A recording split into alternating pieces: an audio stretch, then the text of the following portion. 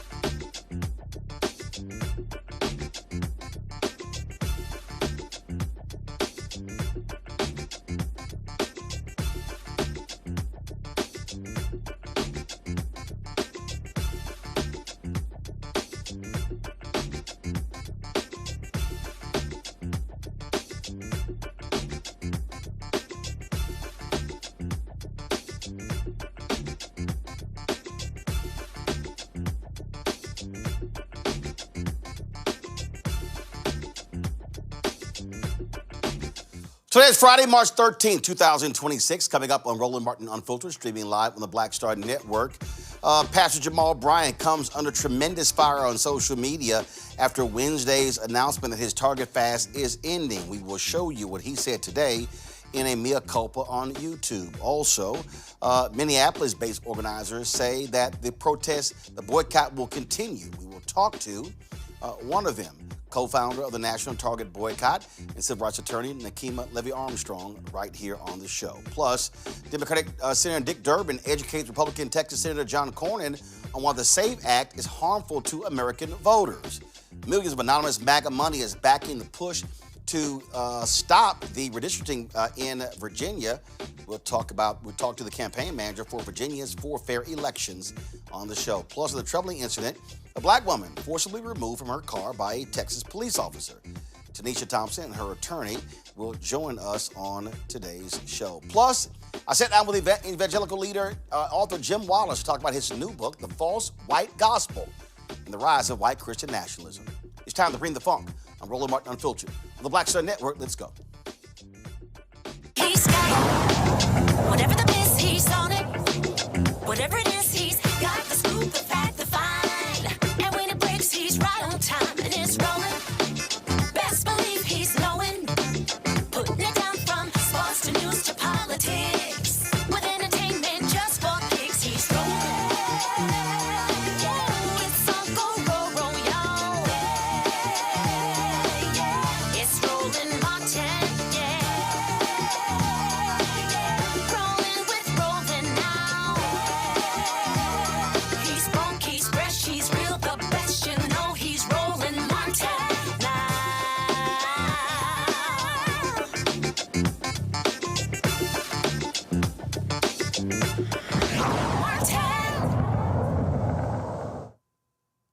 Pastor Jamal Bryant today offered a mea culpa after he came under intense criticism after Wednesday's news conference at the National Press Club in D.C., where he declared the end of his more than a year-long Target fast. Many people said, how can you call for the end of a boycott when you were not the only person involved in the boycott? He took to his Jamal Bryant podcast to set the record straight. It was a more than 20-minute video he did. Here's an edited portion of his comments. The very last thing I ever want to do is be a proponent of division or divisiveness. I want us to be together as one. This week, I failed at doing that. When it is that I called for the end of the Target fast, most in our community and culture were disappointed, angry, frustrated, and bewildered. What did it mean? Have you sold out? Have you given up? You waved the white flag? And emphatically, the answer is no. Publicly, privately, to the press and in conversation, I have heralded out loud the remarkable leadership of Attorney Nekima, Representative Nina, and Sister Soldier Tamika Mallory. I think that they are incredible leaders. And I don't want history to record that I tried to stand in the way of the leadership of warrior women. I absolutely tip my hat to them for their innovation, for their courage, for their passion, and their fire. It was my intention then, as it is now, to walk alongside them, but to never walk in front of them. Let the record reflect and show that it was Black women that started this movement. It was Black women who were at the helm. And it has been my privilege to stand alongside them. I am grieved that because of the pain and the trauma and the triggers of leadership of days gone by, it was an immediate presumption that we have been bought off, or that I have been bought off. And I wanted to tell you, as God is my witness, I have not, and I would not. I am grateful to be free, to know that what it is that I do is because a charge I have, and a God to glorify. In this year, I would be derelict and irresponsible if I did not take a moment to thank the Chamber of Black Commerce, led by their fearless director, Ron Busby. He walked alongside us and said, Jamal, while it is that you're calling people away from Target, you should be directing people to Black business.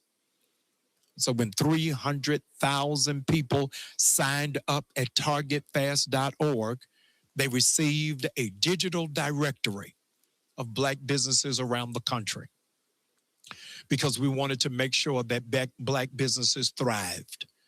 Not only did we do that, but I want to thank 5 partner churches. The Wheeler Avenue Baptist Church in Houston, Texas, pastored by Marcus Cosby. Reverend soon-to-be Congressman Frederick Douglass Haynes III at Friendship West Baptist Church.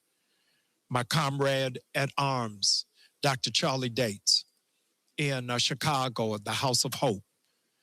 Reverend Stephen Green at Allen Cathedral in New York. And of course, right here in Atlanta, the New Birth Missionary Baptist Church. Last year, we set up bullseye markets, where over 100 vendors went to each location, geographically, regionally, so that Black people would circulate their dollars and understand that we have a responsibility to exercise the Kwanzaa principle of cooperative economics.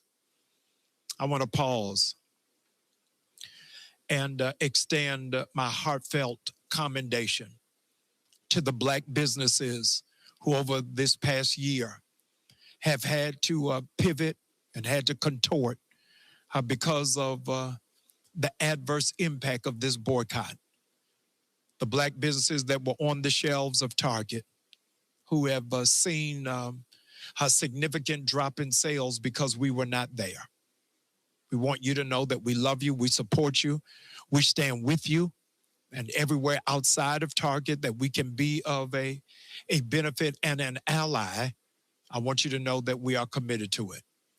The authors who pulled your books off of the shelves because you stand in alignment and stood in agreement, I am most grateful for you making the sacrifice for the larger good.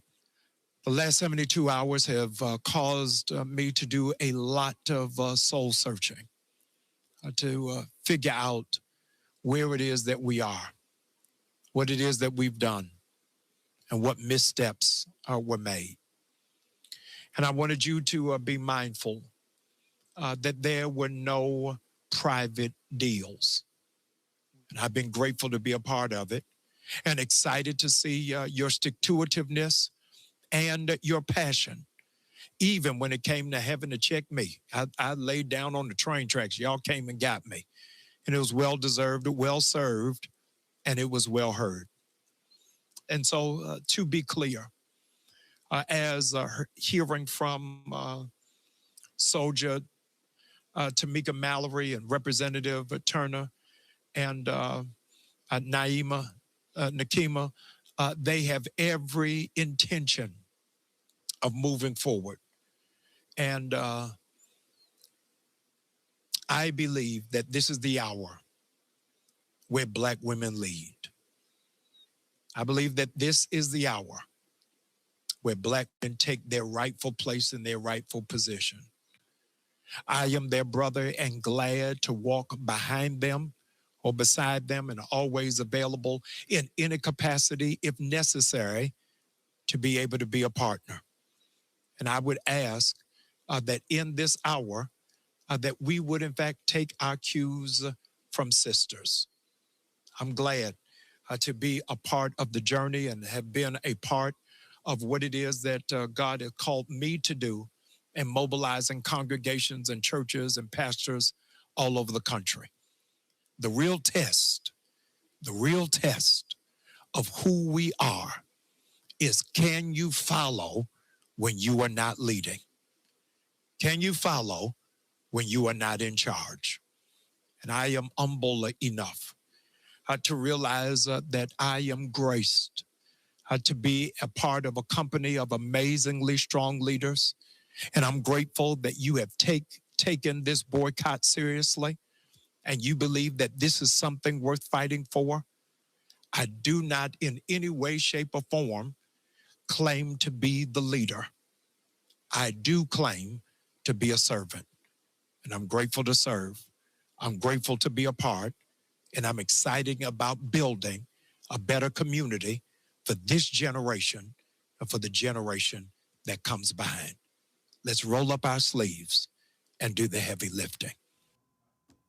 Jamal also said that Nina Turner and her group will continue to boycott Target.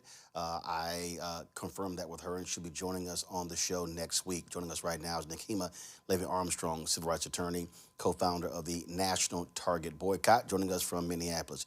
Nekima, glad to have you on the show. First off, there's been all sorts of, a lot of people don't even understand the timeline, all sorts of who's doing what. And the reality is your group called for a boycott of Target. Nina Turner's group called for a boycott of Target. Both of those commenced on February 1st. And Pastor Jamal Bryant's Target fast started on March 5th, which was initially supposed to last for 40 days and then go further. So in terms of where, so talk about what has happened over the past year in terms of your organization and this boycott, and how have you been marshaling folks nationwide? Well, first, I want to say I feel like I just watched a theatrical performance, and I need a palate cleanse after what I just heard, which I do not feel is genuine based upon my own experience in dealing with Jamal Bryant. He knew full well what he was doing when he flew to the National Press Club in Washington, D.C., to call a press conference trying to end the National Target Boycott. The amount of upheaval that he has caused is absolutely absurd for us as a community to be dealing with when we have shown unity and coming together and withholding our dollars from Target Corporation. Remember, a company that's based right here in Minneapolis, and all the harm that Target has done. So I am just so deeply disturbed at the actions of Jamal Bryant, not just this week with the foolishness of calling this boycott and calling an end to the boycott and claiming he didn't know what was happening, but from the very beginning, when I saw his attempts to co-opt the work of Black women organizers regarding this boycott, people who lived in the Twin Cities, which I specifically conveyed to him as to why this boycott was so important because of the promises that were made after the murder of George Floyd at the hands of the police. And what did he do? He gaslit me when I said, you are trying to co-opt our work. He had a publicist book him on shows like yours, CNN, The Breakfast Club, to peddle a false narrative positioning him as the leader of this boycott. But it wasn't. What makes it even more Nekima, offensive Nekima, is the fact that women are the ones who have sustained this boycott. Black women, white women, because we control the discretionary income in our households. So you just subjected me to that. I had to respond to it. I couldn't just answer your question as if that theatrical performance didn't just happen. But the boycott also didn't just involve him. You also had former Representative Nina Turner. You also had Tamika Mallory, co-founder of Until Freedom, and their organizations as well. And then, of course, it spread like wildfire. I remember, Target's memo that they claim was leaked drops January 24th. January 25th, Nina Turner and her organization calls for Target to put DEI back in place, or they were going to launch their boycott on February 1st.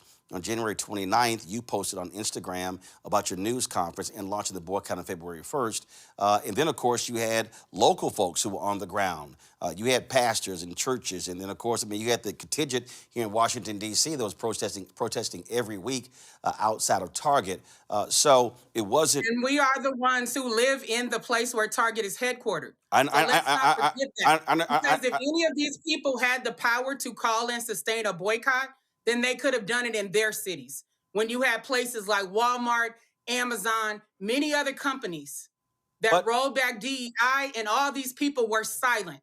In our town, when things happen, guess what? We're boots on the ground right away. We don't have to be online calling for a boycott because Target is headquartered here in Minneapolis. So that is what gives us the advantage in this conversation. But if this is a hometown company that made a specific pledge in the aftermath of George Floyd being killed, and the people who stood up and fought for George Floyd were the ones who declared that this boycott would happen. So let's not get it twisted and bring in everybody and their grandma when you know full well that Target is headquartered here. That's why Tamika, that's why Nina, that's why Jamal had to go to Washington, D.C. to call this press conference, because they're not welcomed in Minnesota after their actions. But Nekima, Target, they have all been very disrespectful to people in Minnesota who have launched and sustained this boycott along with our people around the nation. Because I got to give it up to Black folks around the nation for having self-discipline, making a conscious decision that they're not going to spend their Black dollars in Target, and calling out the BS that we all witnessed this week. But that's my whole point. Bryant tried to call off this boycott. But that's our people. But that's my point. Standing firm and not believing the hype from media outlets who are pretending that they don't know what the truth actually is. But that's my point. There are people all around the country who have participated. And so even though Target is based in Minneapolis, you've had people across the country. You've had other folks in other cities. It's a national boycott. Right, I understand that. That's around the country. But don't dilute the leadership of the people on the ground in Minnesota. Because you and I had a conversation about this very thing. And I told you at the time that Jamal, Tamika, and Nina are not credible. Okay. That is why I would not join the national coalition that you wanted to form in the middle of all of this. No, well, no, Because you we and I had a tried to work conversation. with them. You and I had a We tried, well, conversation. we had a text or email. Right. No. The No, point is, I'm gonna say what it I is. said to you that they're not credible, and they're not. No, I'm gonna say So what it is. even Hold for on, one Nina second. and- One second. I'm even for gonna Nina hold on and one Tamika second, to Nekima. stand with this man in Washington trying to call for an end to Gotcha. the boycott. Now they're trying to save face, talking about they're still in it. We don't need you in it. Go find something else to do with your time that doesn't involve confusing Black America at a time like this. How can you stand with this man in Washington, then turn around and say, oh, I'm still boycotting. Oh, my organization. No, you made a choice, and so did we. So I'll say I'm this. just So not here again, for any of it. so I'm not here for the for it. purpose of the audience, when there was the meeting with Reverend Al Sharpton and the CEO of Target, the former CEO of Target, and Pastor Jamal Bryant and others in April, then there was a whole lot of back and forth. That's when you and I talked, and I texted because one, I was asking what communication was taking place between y'all. That's when you said you did not want to work with them. That took place in April of 2025. So what I am, Yeah, so, and I told you why. I said No, I I tried got to you. work with them, I and got they you. don't have integrity, Roland. And, I got and you. as you just saw this week, that is a clear example of them not having integrity. So I'm asking you Why this. why would Tamika and Nina show up in Washington when this man's agenda was to call for an end to the boycott? Now they're backtracking, claiming the boycott is still on. We don't need this kind of confusion in our community. They can, if they have all this organizing prowess that they claim, then prove it and show us what else you can do. We don't need their help with the Target boycott, obviously. And if the Target boycott wasn't successful, you wouldn't have a divide and conquer strategy where they're sitting here meeting with white leadership from Target, calling for an end to the boycott and nothing to show for our community. So the question It's a bunch of garbage. So I'm gonna go And back. it is, I'm it's gonna go not back to from the original. serious people don't do things like this. And I'm gonna go back to the They original. don't. I'm gonna go back to the original question. You're saying the boycott is continuing. You said that. So the question is, what is We your? said it from day one that it was an indefinite boycott. And I'm asking. It wasn't 40 one days. second. It One was second. indefinite. One second. What is your plan of action for the boycott? 2, what are your demands of Target? What are your specific demands of Target? And 3, have those been articulated to the Target leadership? First of all, when we sent out our press release on January 28th of 2025 announcing the Target boycott, we listed our demands at that time. And during our press conference that happened on January 30th. And as a matter of fact, 2 of our demands wound up on the targetfast.org website because of the trickery of these people involved. So that's number one. Number two, one second. No, Nekima, 1 second. For the people who don't know your press release, what are those 2 demands? Well, the first one is that the most obvious one is that Target reverses its decision to roll back diversity, equity, and inclusion. That should be obvious. The second demand is for Target to account for the $2.1 billion that it pledged in 2021 in the aftermath of the killing of George Floyd.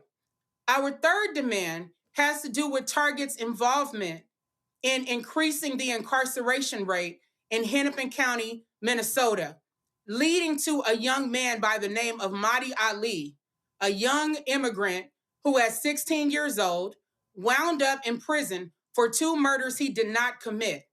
Target had contributed funds to the Hennepin County Attorney's Office, and they said, we don't just want arrests, we want convictions.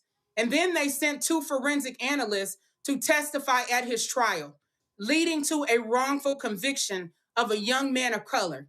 This man is now over 30 years old and still in prison for murders he did not commit. Target needs to make amends for all of these things.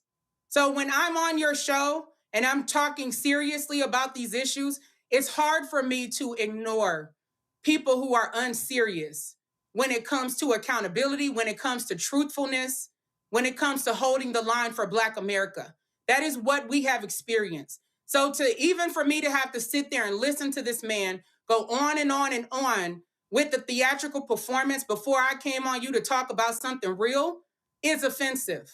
And I'm just tired of it. We have bigger fish to fry in the Black community. We're dealing with the attacks by the Trump administration. We're dealing with ICE busting down people's doors. We're dealing with them trying to erase Black history. We're dealing with hundreds of thousands of Black women who have been unemployed since Trump took over again. And now here we are in the midst of all of this, dealing with some foolishness that didn't even have to happen. So no, we don't need Tamika or Nina involved in any further organizing around the Target boycott. They helped to make this mess.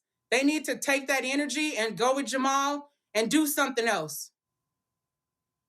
So the question is, who is allowed to participate? So if there are other organizations, everybody else. No, one second. One second. Hold on, Nekima, 1 second. If there are organizations, if they're out there who want to participate, what is the process to bring them into the fold? They're more than welcome to participate. The process is to continue getting the word out that the boycott is still going on. Here's my point. Individual communities. Well, I am an organizer, Roland. You are a media person. Okay, let's understand. I know that. And so what I'm asking is, how many protests, demonstrations, everything else that I have successfully organized. So as an organizer, understanding decentralized leadership, it's asking people, number one, continue to spread the word in your networks and in your community that the Target boycott is still going on. And as a matter of fact, to double down. Number two, if people want to organize actions within their community, whether it's a demonstration outside of Target, in Target, letter writing, please do that. People can know how to participate, and they have been. My problem comes in when you have people positioning themselves as leaders who have a completely different agenda to co-opt, to cause confusion, to call off a successful boycott.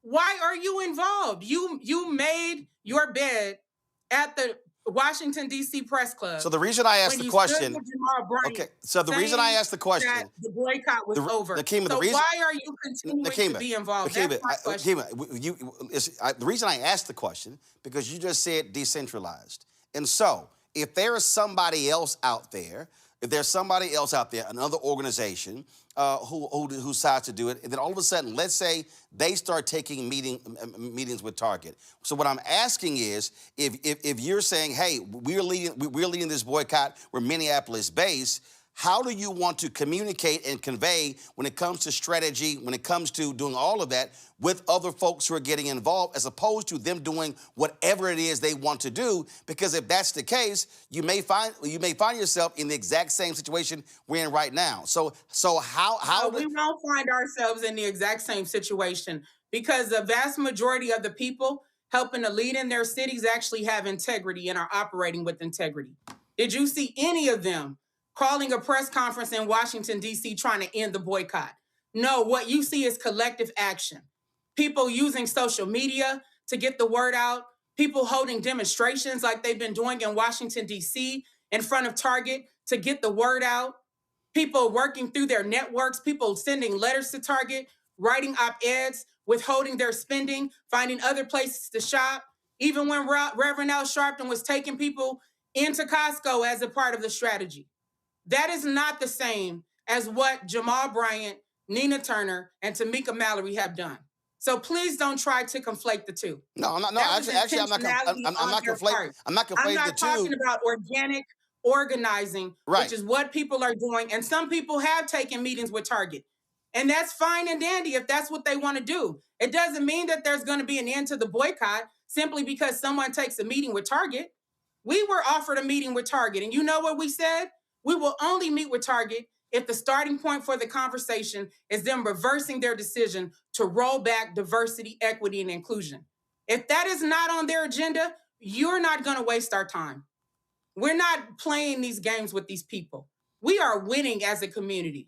So why would we retreat and suddenly end a boycott that is actually successful and powerful and is mobilizing our community? So I'm encouraging people to get involved with the boycott, but to have good intentions, to operate with integrity, and to be truthful. Have y'all communicated? One second, Nekima, and I've got 2 more minutes because I've got 3 guests waiting. The question. Well, you spent 10 minutes letting us watch the theatrical performance. First of all, Nekima, Nekima. First of all, this is my show. And I covered that today. understand. No, Nekima, one And second, this is Nekima, a boycott that I'm Nekima, helping lead that you interfered with, Roland. Nekima. You chose to interfere in this boycott. Nekima, I played that because it actually happened today.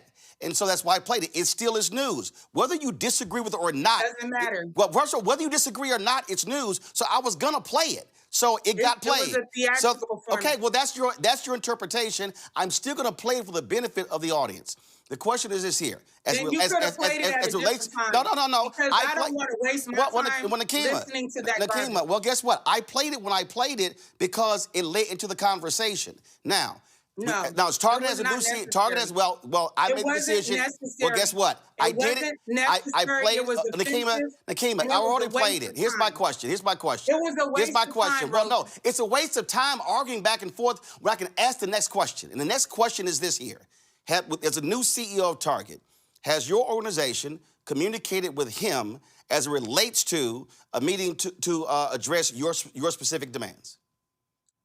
Like I said, Target reached out. And I said specifically, if the new CEO or the previous CEO? The new CEO. Got it. And the new CEO. And I put it on the table. If that's not part of the conversation, no, we're not wasting our time meeting with you. Why would we?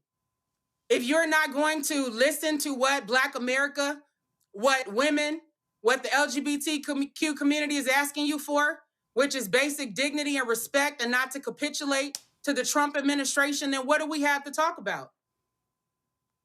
Okay. Well, we'll certainly see what happens if they actually meet and keep us abreast what the next steps are in this boycott. Nekima Levy Armstrong, we appreciate it. Thanks a lot. Thank you. Going to bring in the panel right now. Michael Imhotep, host of African History Network show out of Detroit. Candace Kelly, legal analyst, host of Takeaway with Candace Kelly, South Orange, New Jersey. Cody D, independent journalist out of Birmingham. Glad to have all three of you here.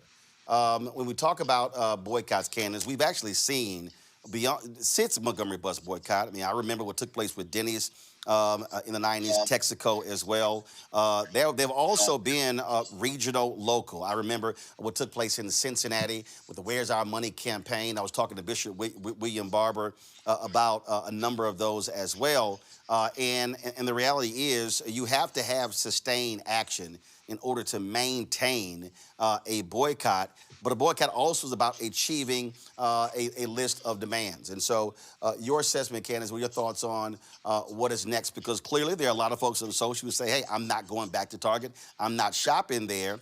But we also see, based upon Target's response, that they're not going to, one of the requests was, a public apology.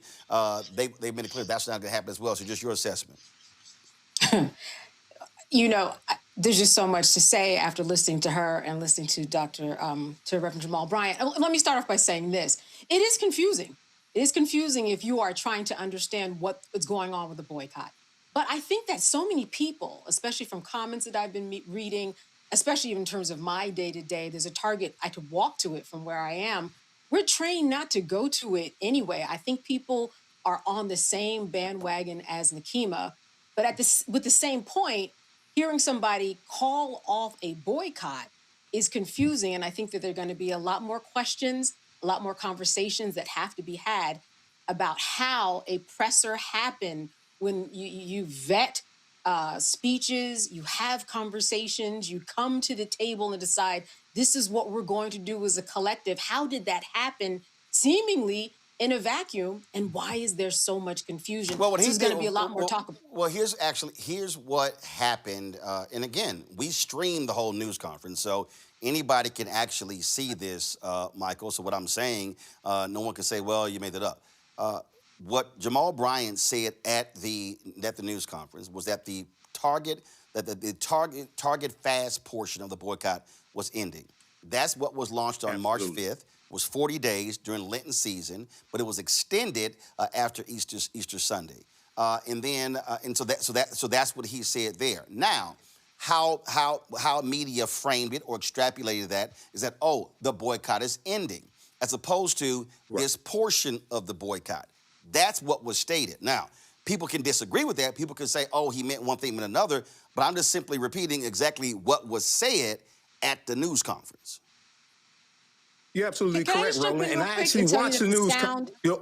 The sound is really off. Okay, in terms of what I'm getting, just FYI. Candace, hold on. Hold on. Michael, go ahead. Guys, y'all, you're absolutely correct, Michael, Roland. go ahead. And you're absolutely correct. And I actually watched your broadcast of the press conference. So my interpretation of this is different than a lot of people on social media. Number one, Pastor Jamal Bryant, and I'm not taking sides, I'm just stating facts. He made it clear. He was talking about the Target fast was ending. The Target fast that he initiated, as you stated, March 5th. It was originally supposed to last 40 days. It was extended, lasted 400 days. I post a lot about this on my social media platforms, and I read a lot of comments from different social media platforms. The average African-American commenting really does not know the difference between the Target fast and the nationwide Target boycott. And on top of that, a lot of white media coverage didn't really make a distinction between the two of them. And one of them is the Star Tribune. Their headline, National Leader Calls for End to Target Boycott After Diversity Pullback.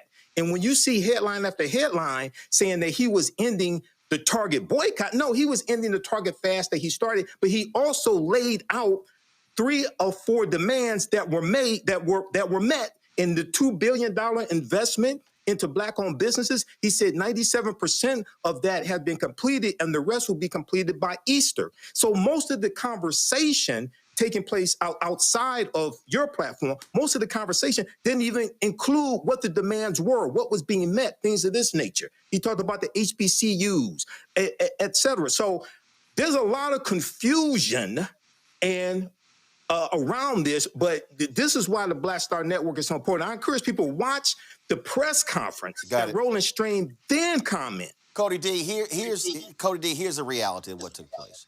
First of all, they were merged together, and that is the reality. I think so many people didn't what Pastor Jamal Bryant was doing with the fast.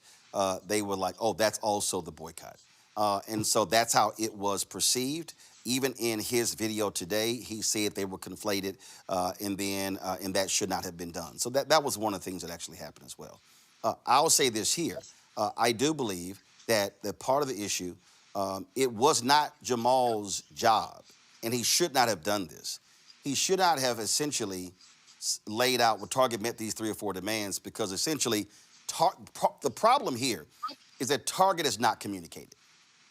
From day one, I can tell you, when that letter went out on this January 24th, I reached out to Target, did not hear back, called corporate headquarters. Target has done an abysmal job of communicating with the Black community, even communicating with their own people who they actually fund. And so they have been silent. Now, I've said this on the show.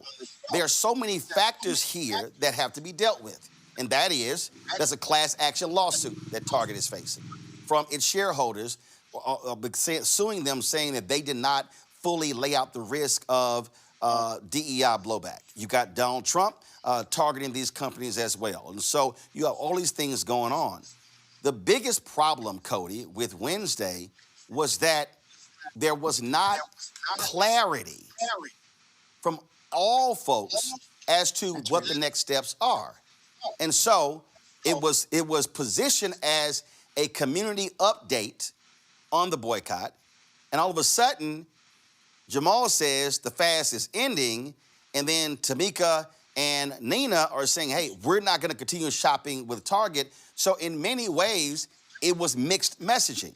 This is where all of the folks who were involved should have been very clear, and everyone should have known what each person was going to say on there, and then go over to say, hey, how is this going to be received? Because what you say is one thing, but how something is received is another. Right, absolutely. So, if I'm being completely honest, if I'm taking Nekima's accounts of everything, first of all, I did not know Nekima was the person on the ground in Minneapolis doing this work, leading the boycott. I did not find that out until reporter Georgia Fort was on the ground to say, hey, this whole announcement is confusing. And it gave me just a little bit of clarity as to what was going on and why there was so much backlash on social media. And then even hearing the conversation today between you, Roland, and Nekima, she even answered some of the questions that I've had over the last year, which is, okay, why are we targeting, why Target and not Amazon and not Walmart when they also rolled back their DEI programs? But let me just finish. Actually, go ahead. I'm gonna answer that part. I'm gonna answer that part. So go ahead. Well, no, I wasn't finished. No, that's what I'm saying. But go ahead. I now understand. Okay, I now understand that the original or the origination of the boycott was because Nekima was on the ground in Minneapolis doing the work. And so it makes sense that they're I don't know anybody in Arizona who's doing the work of boycotting Walmart. I don't know anybody who is in Seattle on the ground doing the boycotting for Amazon. And so now my question goes back to Jamal, which is, okay, why did you choose to get involved? Because my questions also would be, did you choose to co-opt this? What was the point? Because you're now saying that you want Black women to finish and continue to lead this ongoing boycott. And if I recall correctly, he said that he had been working with Nekima this whole time. She's discrediting that claim. I'm trying to understand the origin in which Jamal decided to get to participate in this boycott. He has the louder voice. He has the louder platform. And a lot of us did not know who Nekima was until this week. He actually said it today when he laid out in terms of how he got involved with the Target fast. And this is the thing that when I look at timelines. Okay, I remember all this. We were covering it in real time. The Target letter dropped on January 24th. On January 25th. Nina Turner's group, Strike for All, posted this on Instagram. They posted boycott Target starting February 1st. This is what they posted, okay? Strike for All, and you see the date right there, January 25th, 2025. Now, when the next thing that I saw was this. This was on, Nekima posted this on January 25th, 2025. Friends, I'm sure that by now you've heard the news about Target rolling back its commitment to diversity, equity, and inclusion, including Black-owned businesses. I'm disappointed, yes. It says, but the question is, what should we do about it? Please respond with any personal action you plan to take and thoughts on what we should do collectively to address this slap in the face. Thanks, okay? That also was January 25th. Then on January 29th, was posted on Nekima's page, National Target Boycott, Thursday, January 30th. It's going to be a news conference. They're launching it February 1st. That was the timeline, okay? Jamal was, in February, was putting together the faith part, which he described earlier today, that launched March 5th. That was what was going on. Now, when you ask the question about why Target and not all of these other entities, I'll be perfectly honest with you. I'm gonna use Operation Breadbasket. There's been no more effective, sustained boycott campaign than Breadbasket.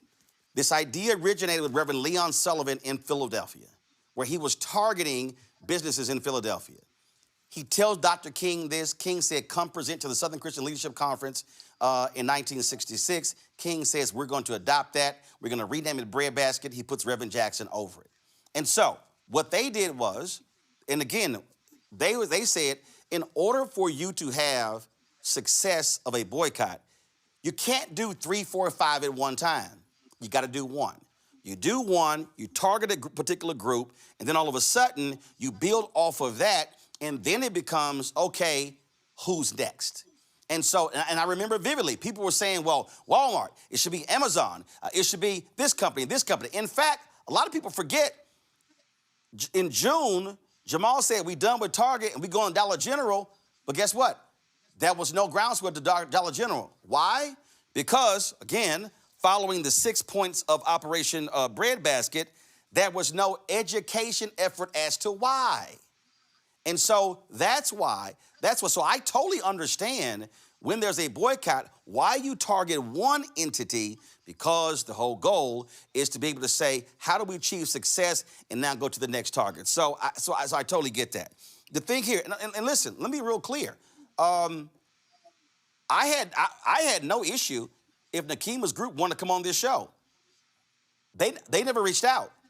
See, again, there were many people who were involved. We covered this story in significant ways. Guys, what's going on with it? Come on, please fix this. What's going on with the video? We cover this in many different ways. So what happened on Wednesday, and we're here on Friday, and this is the mess that is created, because this is why, if you do not communicate beforehand, if you do not see through all the pieces, if you don't say, how is this going to be received, what's going to be the reaction, how should we do this, then this is what you get. And now the problem is, now you got fracture. Now you got, and let's be real clear, I need to help people understand, folks in the civil rights movement did not get along. Snick's nickname for Dr. King was, here come the Lord, here come the Lord. Okay? So you've always had people who don't get along. The issue is, can leaders set aside personal animosity for the purpose of the collective? But here's the other piece. Leaders also have to lead with integrity, because you got to be able to have trust among leaders. And so the real question is, okay, the public is speaking, we're moving forward. The question now is, what's next? So we can keep saying what happened Wednesday, or what happened last year, or I led this and I led this and I was first. We're beyond that. The question right now is, how are leaders going to marshal forces to maintain a boycott, to continue to provide economic pain to Target, when the goal is to get them to address the points of the boycott? That's what folks actually now have to confront. All right, folks, let's move on to our next story. Are we dealing with Virginia, or are we going to do a Dallas story? All right, so you might have seen this video on social media of a black woman with her child who was given a ticket by a cop led to an arrest. Roll the video.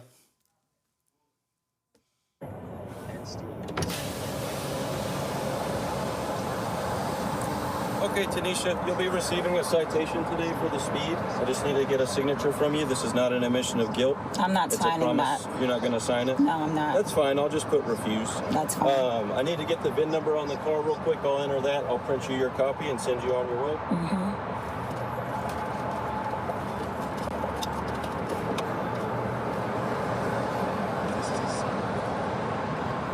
There's your registration sticker on the car. I just bought this car, so I'm waiting for it. Any more questions? I'm just asking. Okay, and I told you. Do you have your bill of sale with the car then? No, I don't. Okay, you should probably carry that with you if you're not going to display your registration sticker. Well, I wasn't told that, so you might need to get updated on the laws.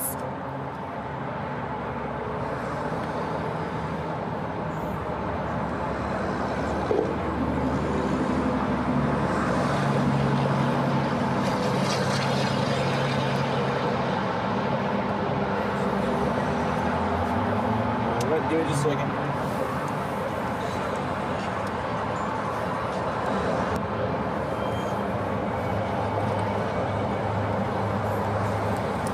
All right, here's your copy of the citation. As far as the bills, you don't want to take it? No. Well, it's here, take it because it's your citation.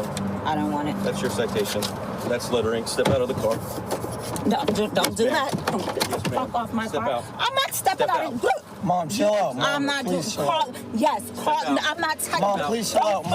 Mom, please chill out. Mom, don't please chill touch out. me. Step Don't it out. I'm Mom, not please stepping chill out of out. shit. Call Step your out. motherfucking supervisor. I am the supervisor. You're not the supervisor. Yes, I Call am. your I am the supervisor. corporal. A Step out. supervisor. I'm not Step stepping out. out of Mom, nothing. chill out. Get Mom, your chill out. fucking hand Please, off please me. chill out. Mom, Get please your chill hand out. off me. Get your hand off me. I will step Step out when out. the supervisor. I I'm am not the stepping out of supervisor. nothing. Ma'am. Get your hand off Tanisha. me. Get your hand I'm not off letting me. go. You littered. You I dropped am the not. ticket, not me. I put the ticket in the car. No, you dropped the because ticket, that's your not me. copy. You dropped the ticket, not me. Get your hands off me. Take the ticket You're and touching go. me. Give me the All right. ticket. Yes, You're touching me forcibly. You're holding me too Because- tight, and you're being out of line. Get the ticket. Y'all see Just this, get the right? ticket. Sir, I'm sorry. Can Stop. she just get the ticket? No, you stop. Stop. Why are you holding my arm like Because this? I gave you the Why? ticket, No, you then did you not. proceeded You to throw dropped it. the ticket, I not put it me. in your car, I told you I did and not you want it. proceeded to You throw it out of dropped the it. car. You dropped it. You're doing too much. I'm not afraid of you. Get your That's hand fine, off but of I've me. asked you You're to step holding out of me the car. forcibly for no reason. Because you need to step out of the car. Get your fucking hands off me. Step out of the car. No, what am I stepping out of the car Is there for? anything I can do to get you to comply? Look, Mom, he just said take the ticket and we can leave. He said take the ticket and we can leave. No, I did not. You did that. He said take the ticket and we can I leave. gave it to you so you threw could the leave. ticket at and me. then you grabbed it and threw it out. Give me the it's ticket. On your phone video. Give me the ticket. No, Give me the ticket. We're past that. Okay. You're under arrest. Step For out of what? the car, littering. Okay. Step out of the car. No, I'm not. You're under arrest. No, when Yes, ma'am. when your colonel gets here, then I will step out. I'm not getting out of the car. I'm with my child, and I'm not doing that. Call your father right now. Step out of the car. I'm not. Step out of the car. I'll step out when another officer gets here. I'm not stepping out. I don't trust you. You're holding me too strong, and I don't trust you. I don't trust you don't you have to not hold to. me like I'm not going anywhere. Where am I going to go? will stop holding I'm not you if going to you go step out of the anywhere. car. I'm not stepping out of the car. You need to call step your out of the colonel, and car. I will get out of the car. This is You're resisting holding me. arrest. I'm not resisting arrest. I'm not. you're not What am I answering under my arrest order. for? What am I Littering. under arrest for? I didn't litter. You threw did the that. ticket No, out the I did not. window. You did that. You did that. It's all on camera. You're So correct. when your colonel gets here, then I will step out. I have my child with me. I am I'm the not getting corporal. out of. You have a supervisor, okay? I am the So when your supervisor on duty. supervisor gets here, then Video, that's Tanisha Thompson. She was with her 15-year-old son, Syer Timmons, as they were driving through Hurst, Texas. She joins us right now, along with her attorney, Lee Merritt. Glad to have both of you on the show. First and foremost, Tanisha, in the video, you say that the police officer dropped the ticket outside of the car. But the video has it where he tosses it inside and you toss it outside. And we hear your son saying, "Mom, chill out," and back and forth. Take us through that particular point there, because the video disputes that. So just take us through what really was going on there. Roland, I have to slow her down. I've that he asked her not to answer factual questions because we're in the middle of a federal civil rights investigation. Okay. That will likely lead to litigation. So she can talk about the emotional impact and how she felt about the encounter. But I'll be happy to answer any factual questions. Okay, if you can answer that, because again, listen to the video. She says that he threw it outside, but in the video she tosses outside. Walk us through that. Explain that. Sure. I want to clarify. I hear you saying that she said he tossed the ticket outside. What she said was you dropped it. He dropped it on her lap. Got it. Yeah. And so I think what she said was consistent with what the video, what occurred in the video. Now, what occurred in the video, whether the officer should have given her the ticket or placed it on the ground, it's a receipt of a citation that's already been electronically issued. He had her ID. She complied with the law, which was to turn over the ID and receive the citation. If he was upset that she responded to him dropping the ticket on her lap by tossing it out of the window, and the officer made a decision to give her an additional citation for littering, then he could have done that with the ID information he already had in his possession.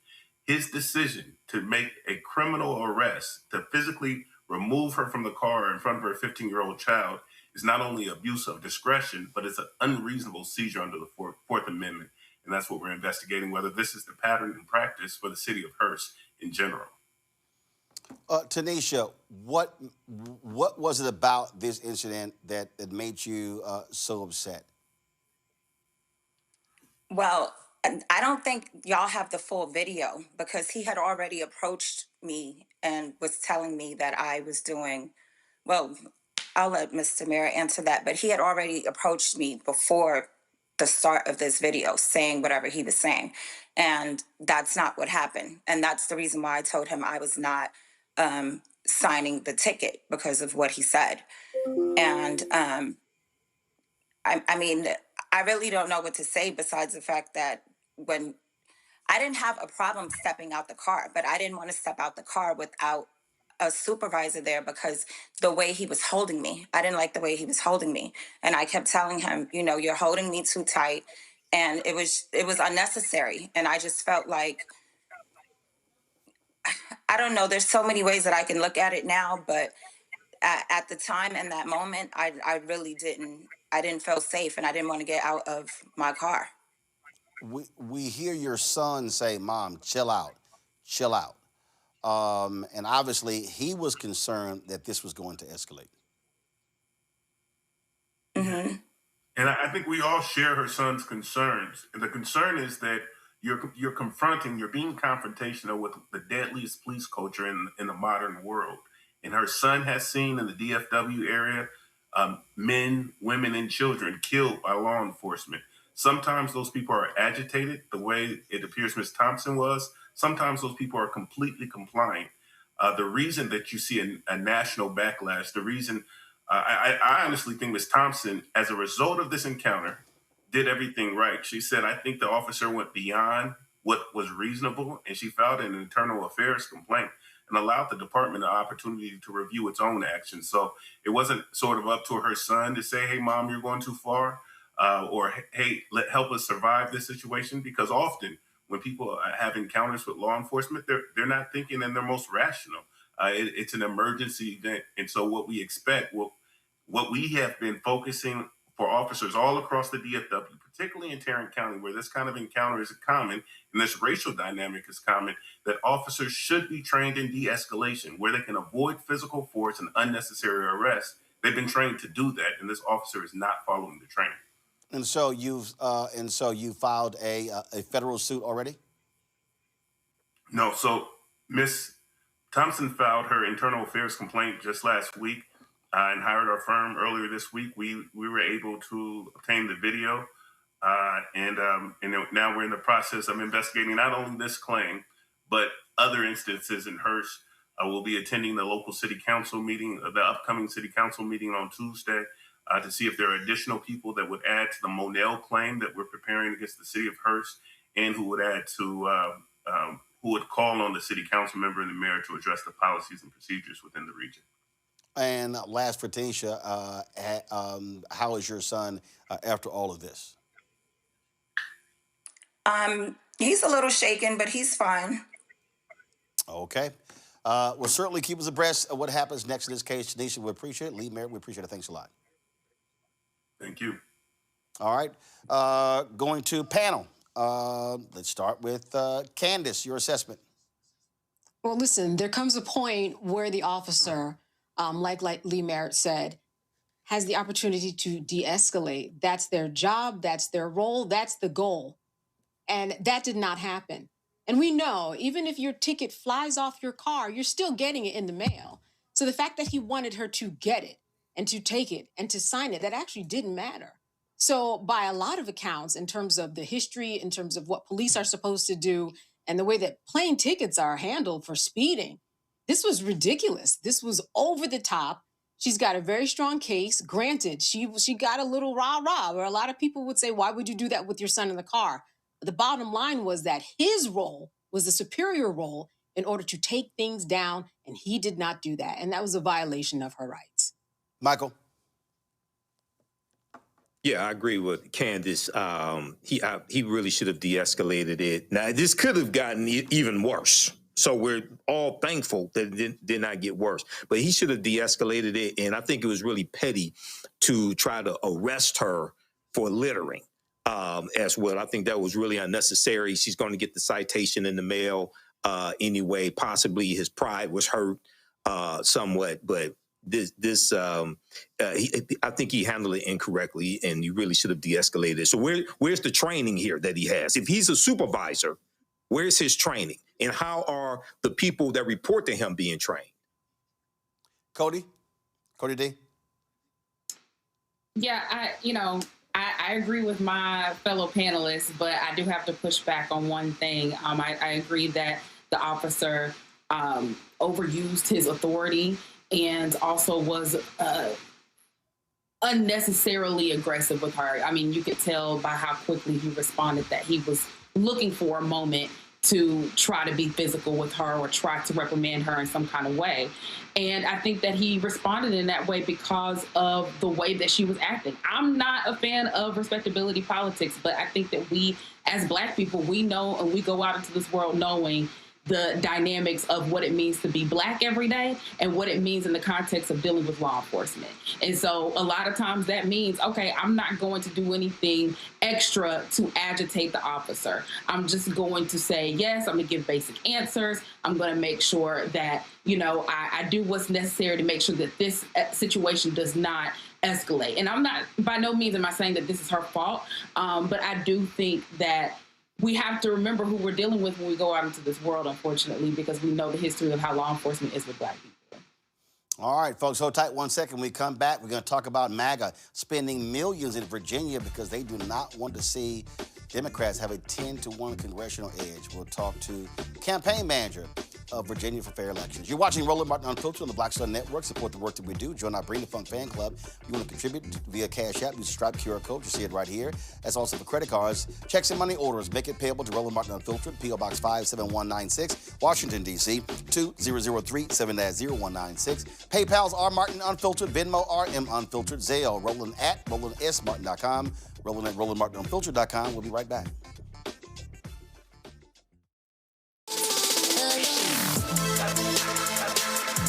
Hey y'all, welcome to The Other Side of Change, only on the Black Star Network and hosted by myself, Bria Baker, and my good sis, Jamira Burley. We are just two millennial women tackling everything at the intersection of politics, gender, and pop culture. And we don't just settle for commentary. This is about solution-driven dialogue to get us to the world as it could be and not just as it is. Watch us on the Black Star Network, so tune in to The Other Side of Change.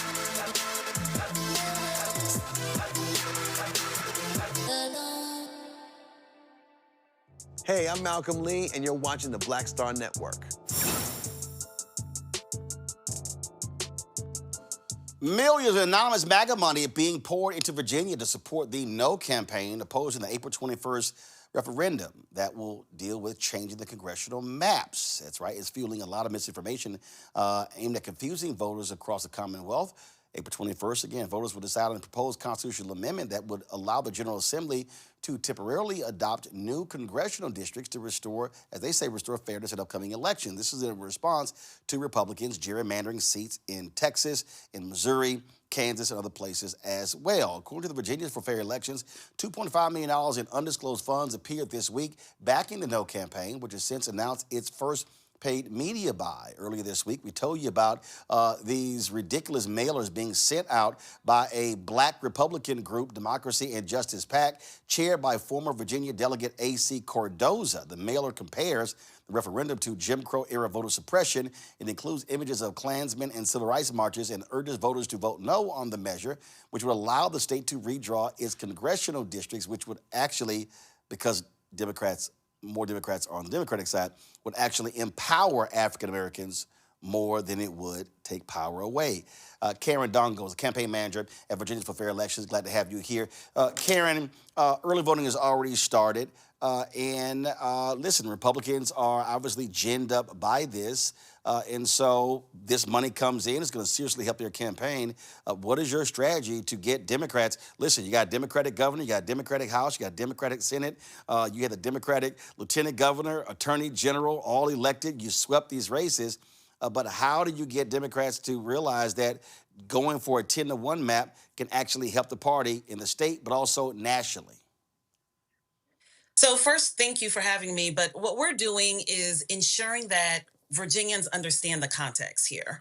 And the context, just as you said, is that MAGA Republicans are trying to rig the election to concentrate power in their own hands in order to continue bad policies, the policies that have led to higher healthcare costs, higher energy costs, higher grocery bill costs. So what we're telling Virginians is we have the opportunity to say enough, to say we are not going to accept any more of this rigging the elections to concentrate power for another 2 years, another 4 years in the hand of MAGA Republicans. And in Virginia, as you say, early vote is going on right now. We are encouraging voters to vote yes on this redistricting referendum that takes power away from MAGA Republicans and put it back in the hand of voters. It is really important that we show up and vote yes, because that will allow us to have the elected officials in Congress that are actually going to put our needs, our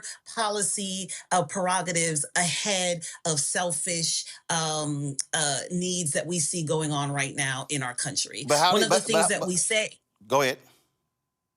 One of the things that we're telling Virginians is that this is a temporary measure that is addressing the emergency going on in our nation right now. You asked me how we're doing it. One, we're on the ground door knocking. We have been up on air with ads for several weeks now, including an ad this week from President Barack Obama. We are doing mailers. We are doing town halls and community conversations, and we're deploying our validators, trusted voices in Virginia, to talk about this measure and to clearly state why it's important for us to vote yes here. How do you respond to your opponents who say, but you're trying to rig it as well with a 10-to-1 map? And so, there are Democrats who say, hey, man, wait, what are we doing here? So what are you saying to them who are listening to that message and they're saying, that's not fair? How do you respond to it?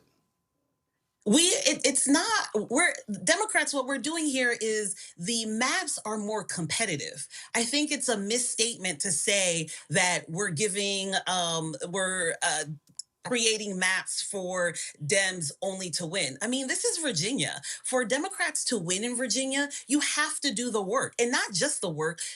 You have to have better policies and run good candidates. There's no slam dunk effort here in Virginia. The maps now are more competitive. And yes, as you have said last year, and for some years now, Democrats have been able, when running good candidates, when running on better policies, policies that Virginians care about, we're able to make a lot of inroads in Virginia. But the work continues. So it's really a misstatement to say that this is a 10-1 map for Democrats. That's not the case at all. What is the case is that the map is competitive. And now, after the referendum on April 21st, if we vote yes, candidates and incumbents still have to go out and do the work and state to Virginians, make their case to Virginians, the policies. Now, Virginia leadership, the Democratic leadership in Virginia, has been able to deliver for Virginians. That's why they're trusted voices in this measure right now. And that is why we're seeing voters really respond to the yes campaign here. Questions from my panel. Cody D, you first. Yeah, so what is some of the messaging that you all are working on and making sure that it's being equitably shared throughout all communities? Yeah, so one of the things that we are talking about is the importance of leveling the playing field. We can't show up to a knife fight with a stick. So allowing Texas, allowing other states rig the elections to keep their policies. Let's take this back a little bit.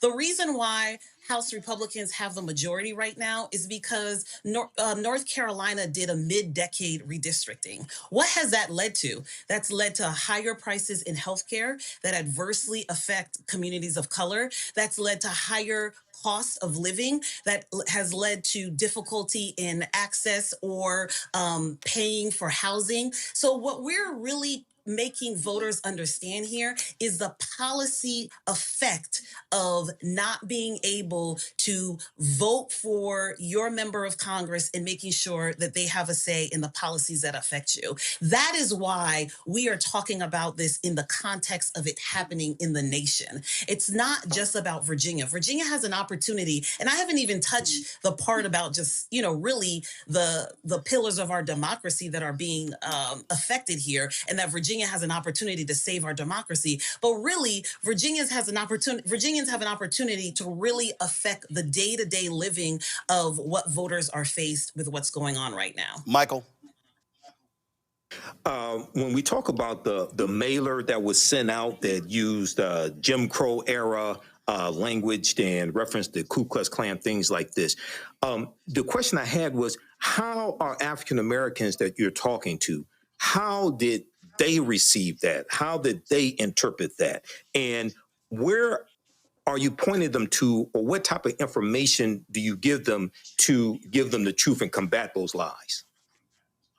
Yeah, it was very offensive. People received it like I received it. It was very offensive.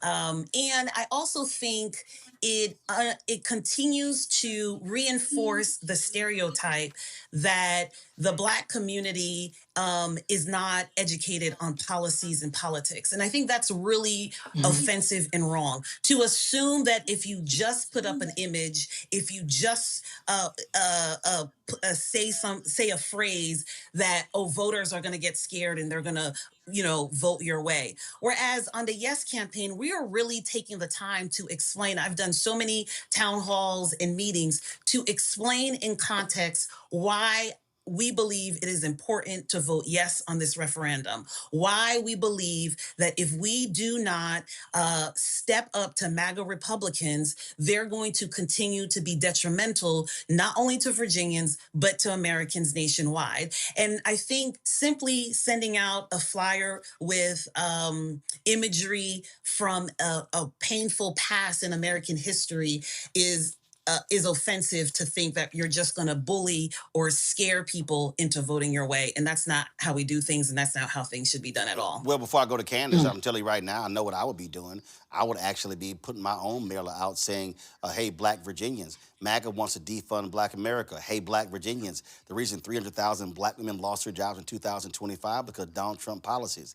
I would sit here and say, hey, Black Virginians, when it came to Black people having sewage backed up in their lawns in Loudoun County, Trump killed that because of DEI. How about that HOA lawsuit that should have been filed where they discriminated against Black people in Dallas? Trump pulled that. Of course, the $1 billion that supposed to go on to Harris County after the hurricane, the HUD was going to sue, the Biden HUD was going to sue them for that. Cancer Alley in Louisiana. And so I'll be honest, I know exactly the mailer that I would be sending to Black Virginians if I'm y'all campaign, and that would be if you don't want to see MAGA destroy Black economic rights, Black civil rights, Black education rights, then you should vote yes.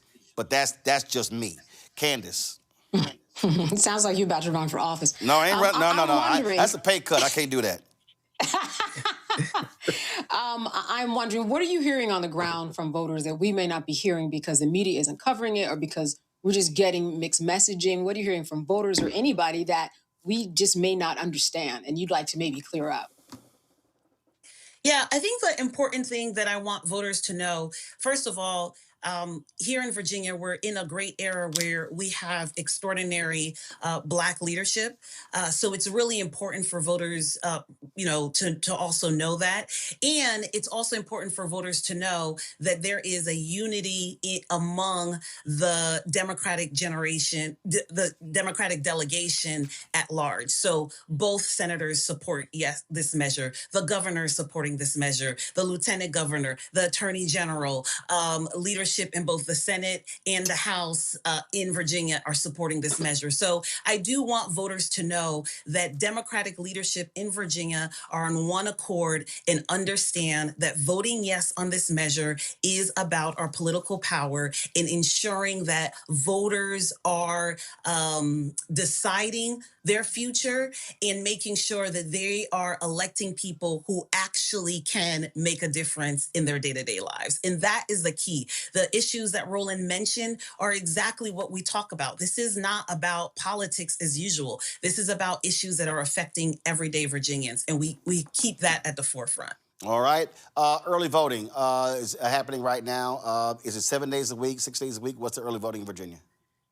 Early voting is happening right now in Virginia. You can early vote from now until April 18th, and then the election date is April 21st. If you need to know where your early voting location is, go to iwillvote.com, and it will tell you, put your address, and it will tell you exactly where you can early vote right now. And I just want to say thank you for having me, but I urge Virginians, vote yes on this referendum. Vote yes to level the playing field. We cannot bring a stick to a knife fight. Vote yes for fair and free elections, and vote yes to stop MAGA Republicans from continuing this poor policy that we see going on in our nation. All right, Cam, we appreciate it. Thanks a lot.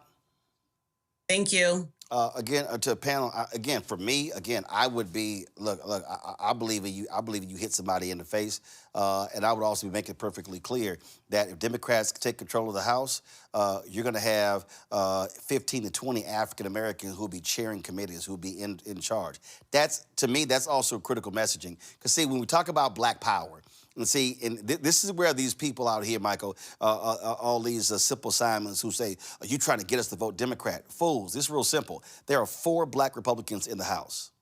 4. Because they all ran for office, there will be 0 black Republicans in January, unless somebody wins this fall. You've got a hell of a lot more on the Democratic side. So the reality is, if Democrats are in charge in the House, black members have the gavel. They chair the committees. They control the money. And so that messaging has to be explained to people as well. To me, listen, Save Democracy means nothing to me because I just don't think for the regular person that resonates. But I'll say this here. I will send a flyer out. Do you want to see 10 black caucus members, a chair of House committees? Vote yes. Yeah, I would connect the vote to the policy and the benefit of the policy. $17 billion for HBCU. But that's black power. But that only happens if Bobby Scott is the chair. Yeah, I agree. So connect the benefit of the policy to the vote, and then putting African Americans in a position of chairs of various committees. Connect the two. Yeah. And so a lot of people don't operate on that sophisticated level, Roland. Okay, but actually, that ain't even sophisticated. That's basic. Cody, no. I'm serious. Cody, they complicate this. This ain't complicated. I believe Joe Madison, God rest his soul, always said, you gotta put it where the goats can get it. I'm gonna make it simple. I agree. You vote yes 10-1, Bobby Scott is the chair of the Education Committee. Benny Thompson chairs the Department of Homeland Security. You don't like what's happening with ICE?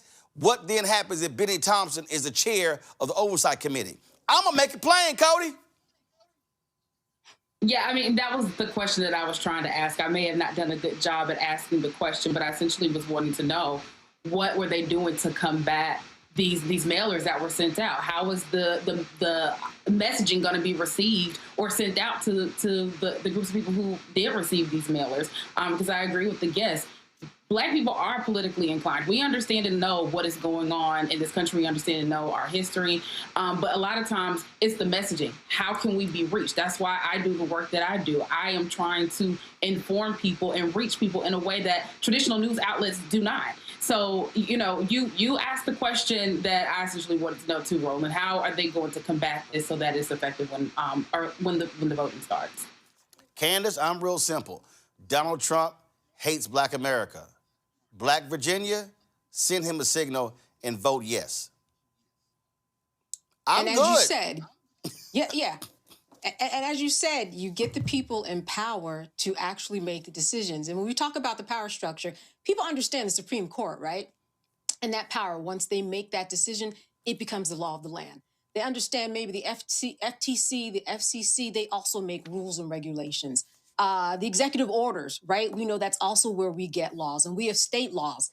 It's just as important that you make the right vote so that all the people that you talked about who are sitting on those committees, they also make laws. They also push things through and also make sure that you get what you want when you go to the polls and have somebody representing you properly. It's another way to get laws passed that you want to see happen, and they have the power. Absolutely. That's how I would do it. All right, y'all, real quick. Let's go to Black Star Network headlines with Brittany Noble.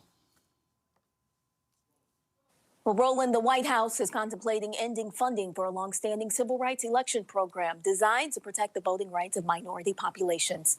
This federal observer program, authorized under the Voting Rights Act, has been in place since 1966. The program, managed by the Office of Personnel Management, or OPM, in collaboration with the Justice Department, sends neutral third-party observers to monitor polling places. Their role is to ensure that voters do not face discrimination at the polls due to race, language, barriers, or disabilities.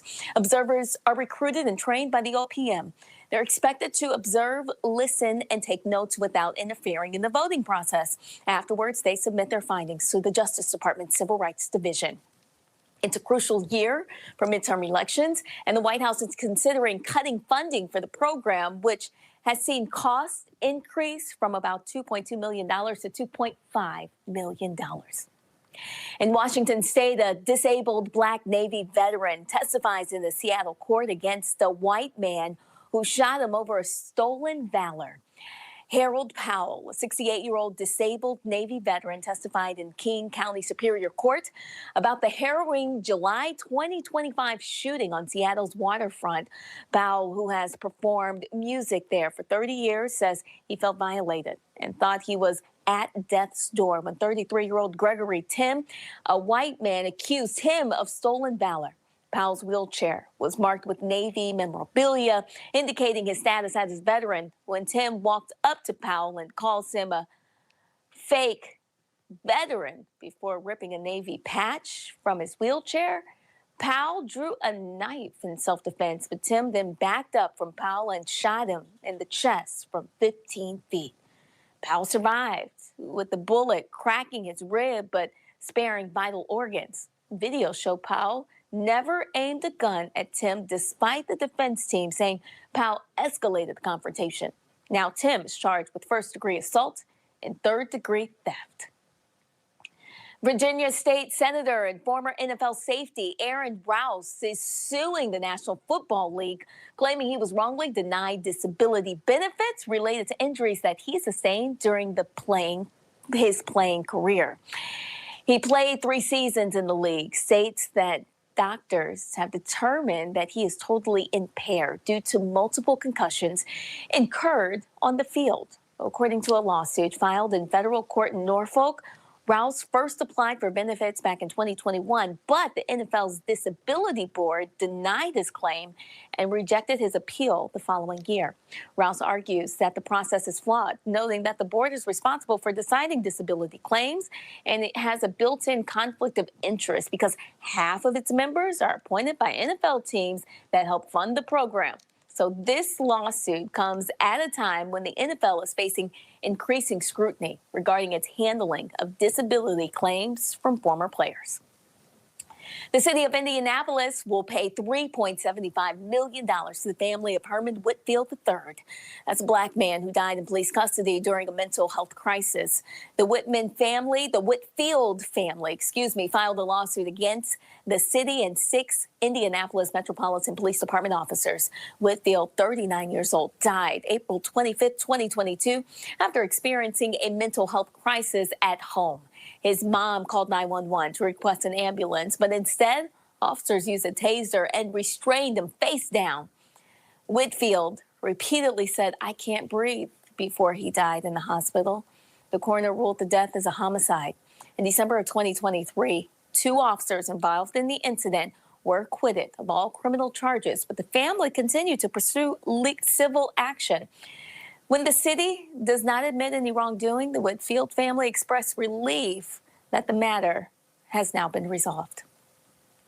The family of a black man who was fatally shot during a homecoming event that happened at Lincoln University of Pennsylvania filed a lawsuit against the institution. The lawsuit alleges that the historically black university failed to maintain adequate security and did not respond promptly to warnings of potential violence. 22-year-old Juan Jeffers was killed and 6 others were injured during the homecoming festivities on October 25th on the university's campus. According to the complaint, the university was aware of safety concerns before the event, but they did not implement sufficient security measures. Officials from Lower Oxford Township had previously warned the university about crowd control and parking issues that hindered emergency medical services from responding to emergencies. During a public meeting, township officials also offered assistance to address these concerns, but the university declined their help. The lawsuit claims that Jeffers' death could have been prevented with better safety planning. The family is now seeking punitive damages and aims to hold the university accountable while advocating for improved campus safety. Federal prosecutors and defense attorneys are currently presenting their cases in Miami during the trial related to the assassination of Haiti's president, Jovenel Moïse. 4 men are accused of conspiring in South Florida to kidnap or kill Moïse, a plot that prosecutors claim was motivated by greed and ambition. During the opening statements, Assistant U.S. Attorney Sean McLaughlin told jurors that the motive was straightforward: to seize power and make money. However, defense attorneys countered this argument, asserting that the investigation from Haiti was fundamentally flawed and claiming that their clients were being used as scapegoats in what they describe as an internal coup. Moise's assassination in 2021 plunged Haiti deeper into chaos, exacerbating the instability as armed gangs tightened their grip on that country. Roland. Well, let me thank my panel. Thank you so very much, Cody, Dee, Candace, and Michael for being on today's show. I certainly appreciate it. Thank you so very much. Y'all, we've talked about the dangers of white Christian nationalism, and Reverend Jim Wallis has really been out front on this. I talked to him about his book, now in paperback, called The False White Gospel: Rejecting Christian Nationalism, Reclaiming True Faith, and Refounding Democracy. It is a conversation you do not want to miss. Check it out. Jim, the timing of us sitting down could not be more perfect. You have the grossly unqualified Secretary of Defense, Peter Hegseth, who invites a white nationalist, a white Christian nationalist, someone who calls themselves a paleo Confederate, person who doesn't believe that women should be able to vote, has said some despicable things about slavery, and on, to actually come and pray and preach at the Pentagon. And I'm very clear that what the present-day GOP is and what MAGA is an absolutely right-wing, Christian nationalist, white supremacist, loving political party. And that is driving the public discourse and the public policy in America today. It is always good to see you, my brother, and to hear your voice, which is more important than ever at this time. You're absolutely right. This is nothing less than a false white gospel that's driving this tyranny. And so the good news is that a number of church leaders are beginning to speak up, stand up, and act. We had this prayer service at the White House yesterday with a number of Black church leaders, Hispanic church leaders, evangelical mainline denominations right there at the White House. And we administered ashes right there at the White House. And we turned to the White House and said, we are asking you to repent of your sins against immigrants, against people of color. And repentance, on our foreheads, we had that cross. And it was very powerful indeed. Thomas Bowen, the new head of Progressive Baptist Convention, was there. Bishop Vashti McKenzie was there. And then we had a big service last night for 1,000 people around the country. So this new call to Christians in a crisis of faith and democracy has just gone out all over the place, and we're getting a lot of excitement. I was hoping 100 top national faith leaders would sign. 400 have signed, and now thousands more are signing. So the bad news is they're doing exactly what you're saying. It's this white Christian nationalism should be named for what it is theologically. It's a heresy. It's a hypocrisy. I call it a false white gospel. And so we're coming back to that with indeed what it means to come back to the teaching of Jesus. And as you know, my brother, every renewal revival movement in the history of the church has always featured coming back to the teachings of Jesus. So that's what we're going to do starting in this Lenten season.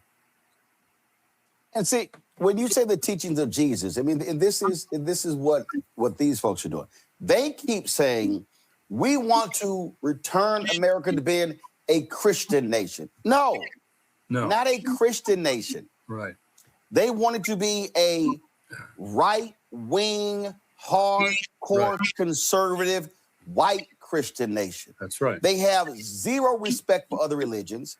They have zero respect for Black Christians, right, are not right-wingers. Right. They've got zero respect for white Christians who don't buy into the right-wing ideology. And so they want to prostitute Christianity, and it is ideologically driven and not biblically driven.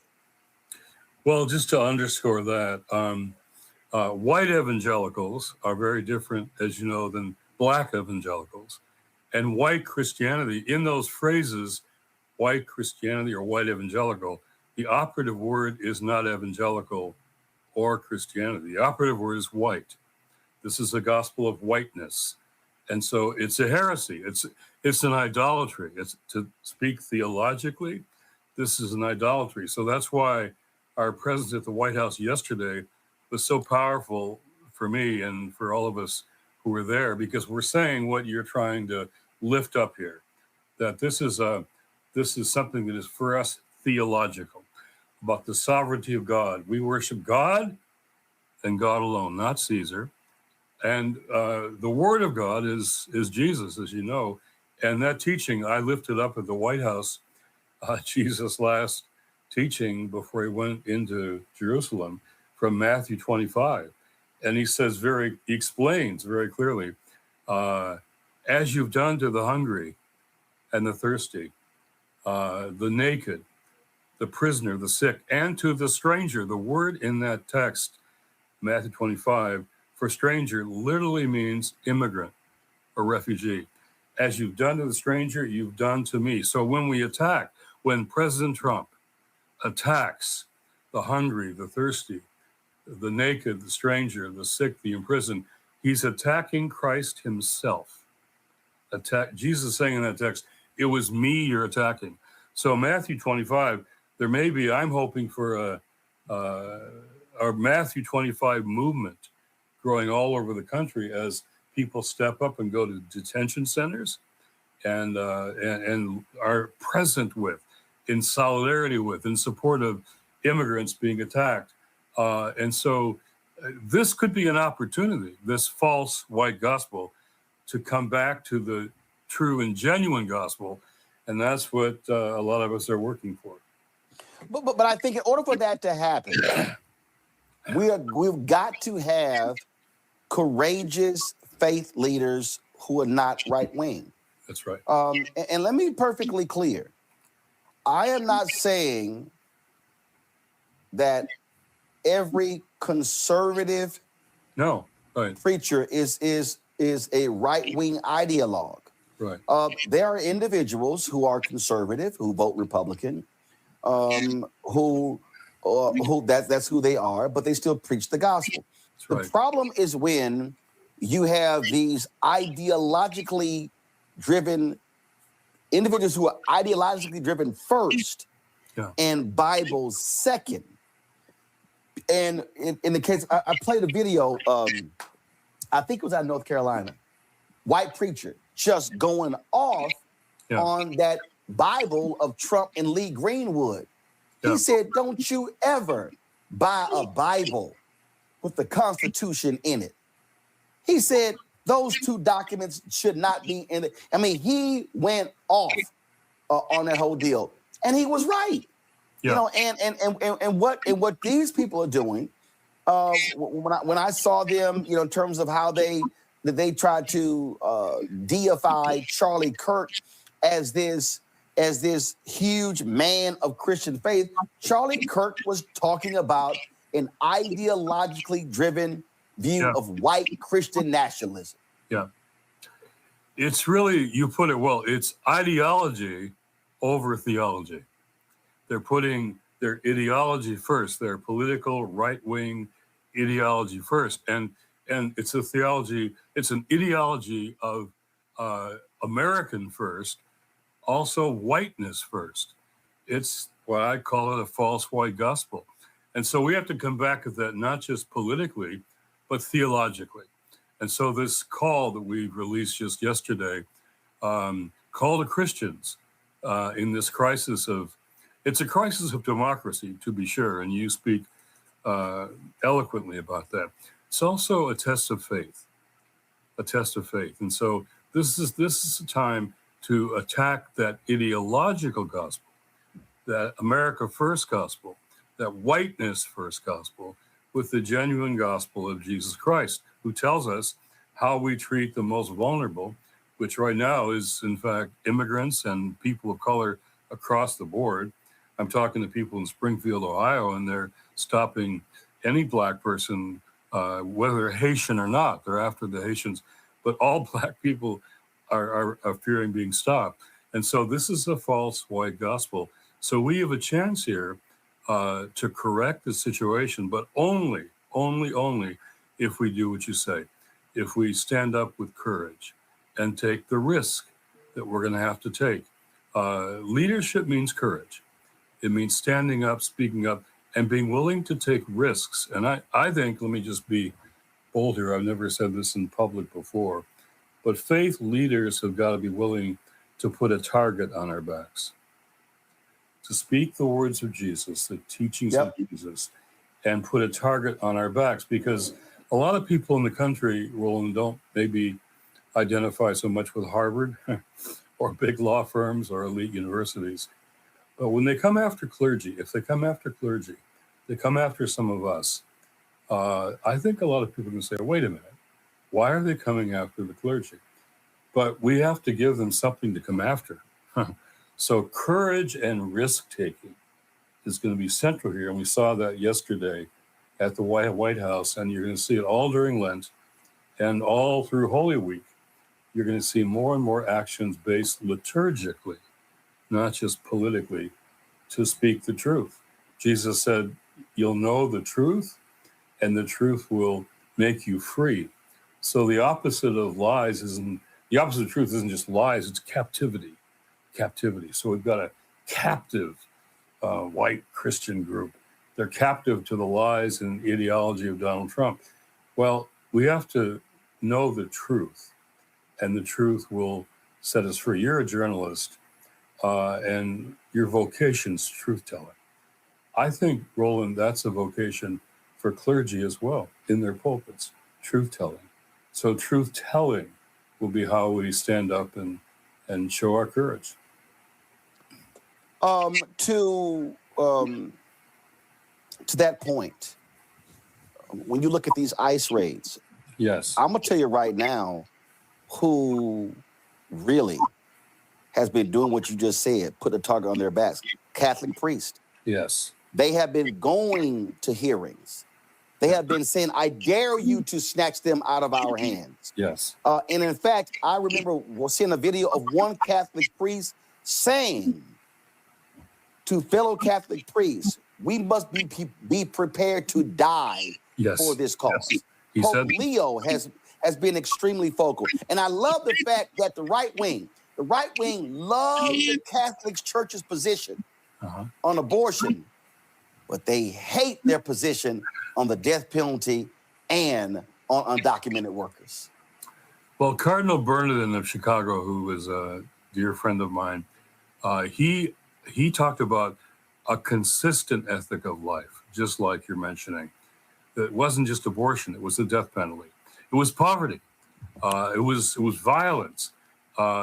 He talked about a consistent ethic of life as a seamless garment. I love that, a seamless garment, tying it all together. So in Chicago, you see Cardinal Kupich and Catholics standing up and having services and going to the streets. So to see Catholics doing this is a great encouragement to me. And Black churches, Otis Moss III signed our statement, and so many others were there yesterday. And so if we see the Black churches and Catholics and some new generation of evangelicals who are rejecting the white evangelicalism, and all these mainline denominations, Terry Hart Owens, who's a Black woman, but the general minister of the Disciples of Christ, predominantly white mainline church, she put on the ashes yesterday and she put them on my forehead. And she was there. And it's a powerful witness to see people coming together across our boundaries to say no to what this administration is doing and say yes to what Jesus tells us. You say in the book, The Elephant in the Room, you say in nearly every political conversation, in every debate in Washington, hardly anyone acknowledges the one thing we all know it will inevitably come to pass. Not taxes and debt. You said, as I said earlier in this book, by 2040, America will no longer be a majority white nation. We are approaching the day when America might become the world's first true multiracial democracy, and certainly there are those who perceive this as a great threat. That's literally the basis of my book, White Fear, how the drowning of America is making white folks lose their minds. And I fundamentally believe, and Reverend, it was in 2009. I was at CNN. I was waiting to go on the air with John Avlon, and I said to John, John, we're living in the beginning stages of white minority resentment. Yeah. And he was like, what? I said, Jim, I'm telling you. Yeah. I said, no. I said white minority resistance. Yes. I said, Jim, I said, John, I'm telling you what's going on. And when I look at these ideologically driven right-wing white Christians, that's what they're fighting. They despise the great replacement theory, the attacks on DEI, the attacks on critical race theory, the attacks on woke. What they want a white America. Charlie Kirk attacking the 1964 Civil Rights Act, attacking Dr. King. Then you've got this black dude calling himself a historian, sitting with that idiot Jason Whitlock, trying to say, oh, we're going to deconstruct, and oh, Dr. King was just an absolute communist, and all sorts of stuff. What they want to do is they want, and they really see Donald Trump is their white God. He is their white, small g God. Right. And they respond that way, including a sprinkle of black folks, Latinos, and others. Yeah. Well, see, what you just said is the heart of the problem. It's not really just immigration they're worried about. It's this I'll put it in one sentence. Their strategy is this. They want to prevent our changing demography from changing our democracy. Let me say it again. They want to prevent our changing demography, which you just point out, by 2040, we're no longer a white majority nation. We're a majority of minorities, a majority of minorities. They want to prevent that from happening. They want to prevent our changing demography from changing our democracy. That's at the heart of all of this. It isn't about just issues like immigration. They want to change, they want to prevent democracy from being changed.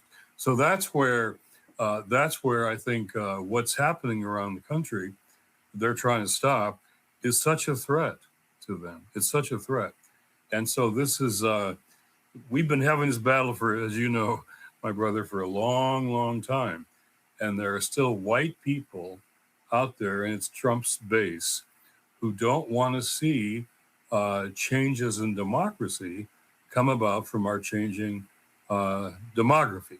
And that's the heart of it. So I'm glad you raised that, because that's the moral and spiritual and political heart of Trump's policies. In fact, I'm sitting here. So this guy, Doug Wilson, who Pete Hegseth brought to the Pentagon to pray. Yeah. This is what this man actually has said. The radical abolitionists maintained that slave owning was inherently immoral under any circumstance. Right. But in this matter, the Christians who owned slaves in the South were on firm scriptural ground. May a Christian own slaves even when this makes him a part of a larger pagan system, which is not fully scriptural or perhaps not scriptural at all, provided he owns them in conformity to Christ's laws governing such situations. The Bible is clear that under such conditions, Christians may own slaves. He also writes, on the slavery issue, the drums of war were being beaten by the abolitionists, right, who were in turn driven by a zealous hatred of the word. To the extent that slavery was an issue, the radical abolitionists were in conflict with the teaching of the New Testament. Last one here. When the Confederate States of America surrendered at Appomattox, the last nation of the older order failed. So, because historians like to have set dates on which to hang their hats, we may say the first Christendom died there in 1865. The American South was the last nation of the first Christendom. This is the guy who Peter Hegseth invited. He calls himself a Paleo-Confederate to pray at the Pentagon. Now, here's why I find this to be such a joke. John Brown was a God-fearing, Jesus-loving, Bible theologian. John Brown was hardcore Christian. Yes, he was. Look at his language here. Yeah. Radical abolitionist. Yeah. Zealot behavior. So he is trying to define that white Christians who despise slavery, who despise the heinous nature of slavery, he's trying to say they were the evil ones and not those committing a crime against humanity. So Pete Hegseth is bringing that history back to right now. And I'm so glad you raised that history, because we can go to Frederick Douglass, who talked about the contrasting of the church bell and the auction block, often at the same places, church bell and the auction block. And Frederick Douglass distinguished radically between the Christianity of Jesus and the Christianity of slave-holding white religion. He made that very clear. James Baldwin did the same thing. And so right now, they're bringing that history all back. And so, and not just Frederick Douglass, because you write, the American churches, of course, were divided over slavery in the Civil War, and white Southern churches tried to use the Bible to justify slavery. But the vanguard of the abolitionist movement was Christian, led by the likes of Frederick Douglass, William Lloyd Garrison, Harriet Tubman, Lydia Maria Child, Thaddeus Stevens, Sojourner Truth, and evangelical revivalists like Charles Finney and the Grimke sisters. These were Christians who said, this is not of God. Well, let's do Charles Finney for a minute. Charles Finney was the leading evangelist in this country for a long time. And I love his altar calls. You and I know what an altar call is, calling people up to commit to Jesus Christ. And literally, Finney was an evangelist, deeply evangelical, and a radical abolitionist, to use your language, at the same time. And he literally, on the stage, he called people to come to Jesus and to commit to abolishing slavery at the same moment. Their conversion was connected to following Jesus and rejecting slavery. So you came to Christ and you committed to abolishing slavery on the stage in the altar call. I love, and he was a white evangelical back in those days, and he made that deep connection. So how do we make that connection today?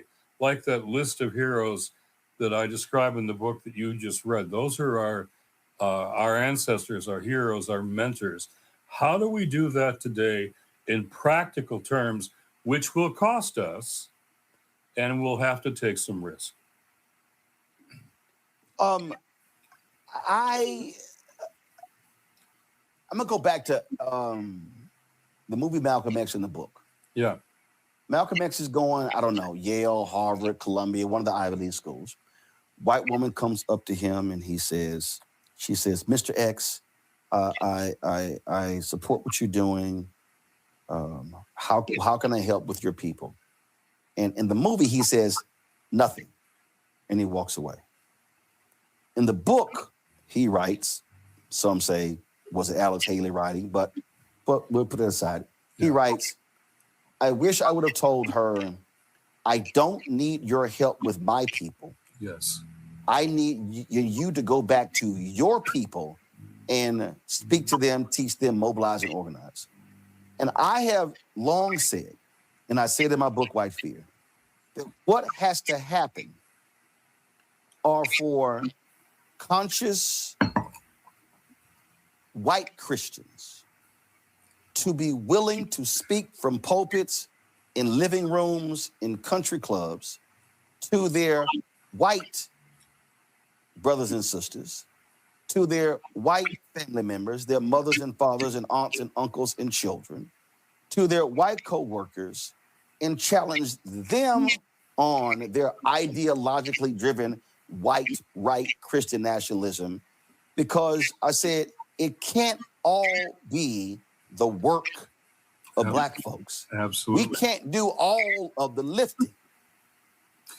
Well, Malcolm X was often called Detroit Red, from my hometown of Detroit.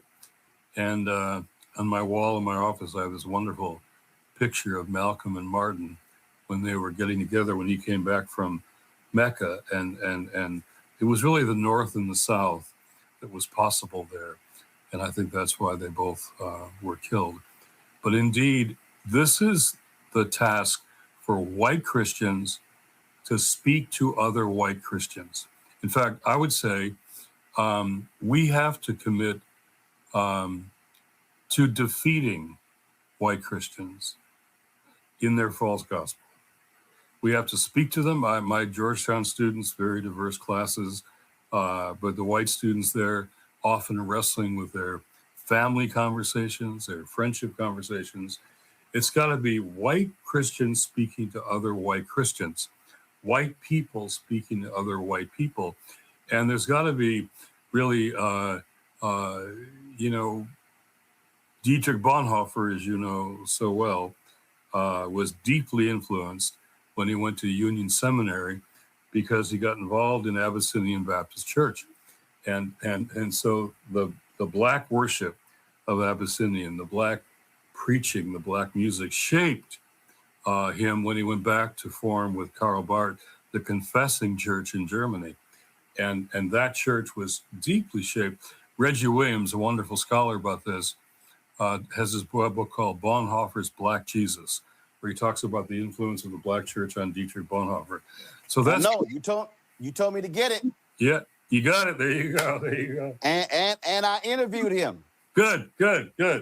Well, he says it well, and he was at our retreat, our faith leaders retreat, and he and I have been talking about this call, this confession, since last summer, and now it's come to fruition with all these faith leaders signing it. There needs to be a dissent, a real breaking away from white Christians, and you could call Bonhoeffer divisive because he called German Christians away from what was then German Christianity, which was following the Third Reich, was even saluting the Fuhrer in their worship services. And so it's time for white Christians to speak to other white Christians, speak and persuade, but also to stand up against them. And I would say to defeat them politically. I don't mean by violence, but defeat them politically. White Christians have to defeat white Christian nationalists politically. We need to fight their influence and defeat them politically. And so I think it's time for white Christians to stand up to other white Christians. And as you say, in our pulpits, in our Bible study groups, and in the streets, in our community meetings and forums. I always love it when young people can walk past a church and say, well, I don't agree. I don't even know all they believe in their doctrines, or I don't know that I believe everything they believe in there. But that's where we have our meetings, our town meetings on guns, on voting rights, on immigration. So wouldn't it be wonderful to see churches being town meeting places where the community gathers? And there will be, if people stand up in their pulpits and preach, some people will leave, guarantee. Some people will leave, but others who never dreamed of coming to a faith community, others will come if they see faithful resistance. And so at the White House, we turned to the White House and said, our repentance comes with a promise of resistance. if you do not repent of your sins against immigrants and people of color, if you do not, we will offer you faithful resistance. Repentance and resistance must be now tied together. That's what Pastor Cody Deese did in Georgia. Yeah. And he talked about how that membership dwindled and how they were rebuilding this church. I had him on the show, and he's been speaking truth. And I love the fact after he came on, was a whole lot of new faces. He says a lot of new faces. I think I might credit this to Roland Martin, the folks who want to come check out his church. He's been one of the folks who said, I was on that side. Yeah. I was on Frank Schaefer talks about that. He's like, I know about that system. I know how that thing was built and created and what their whole thing was.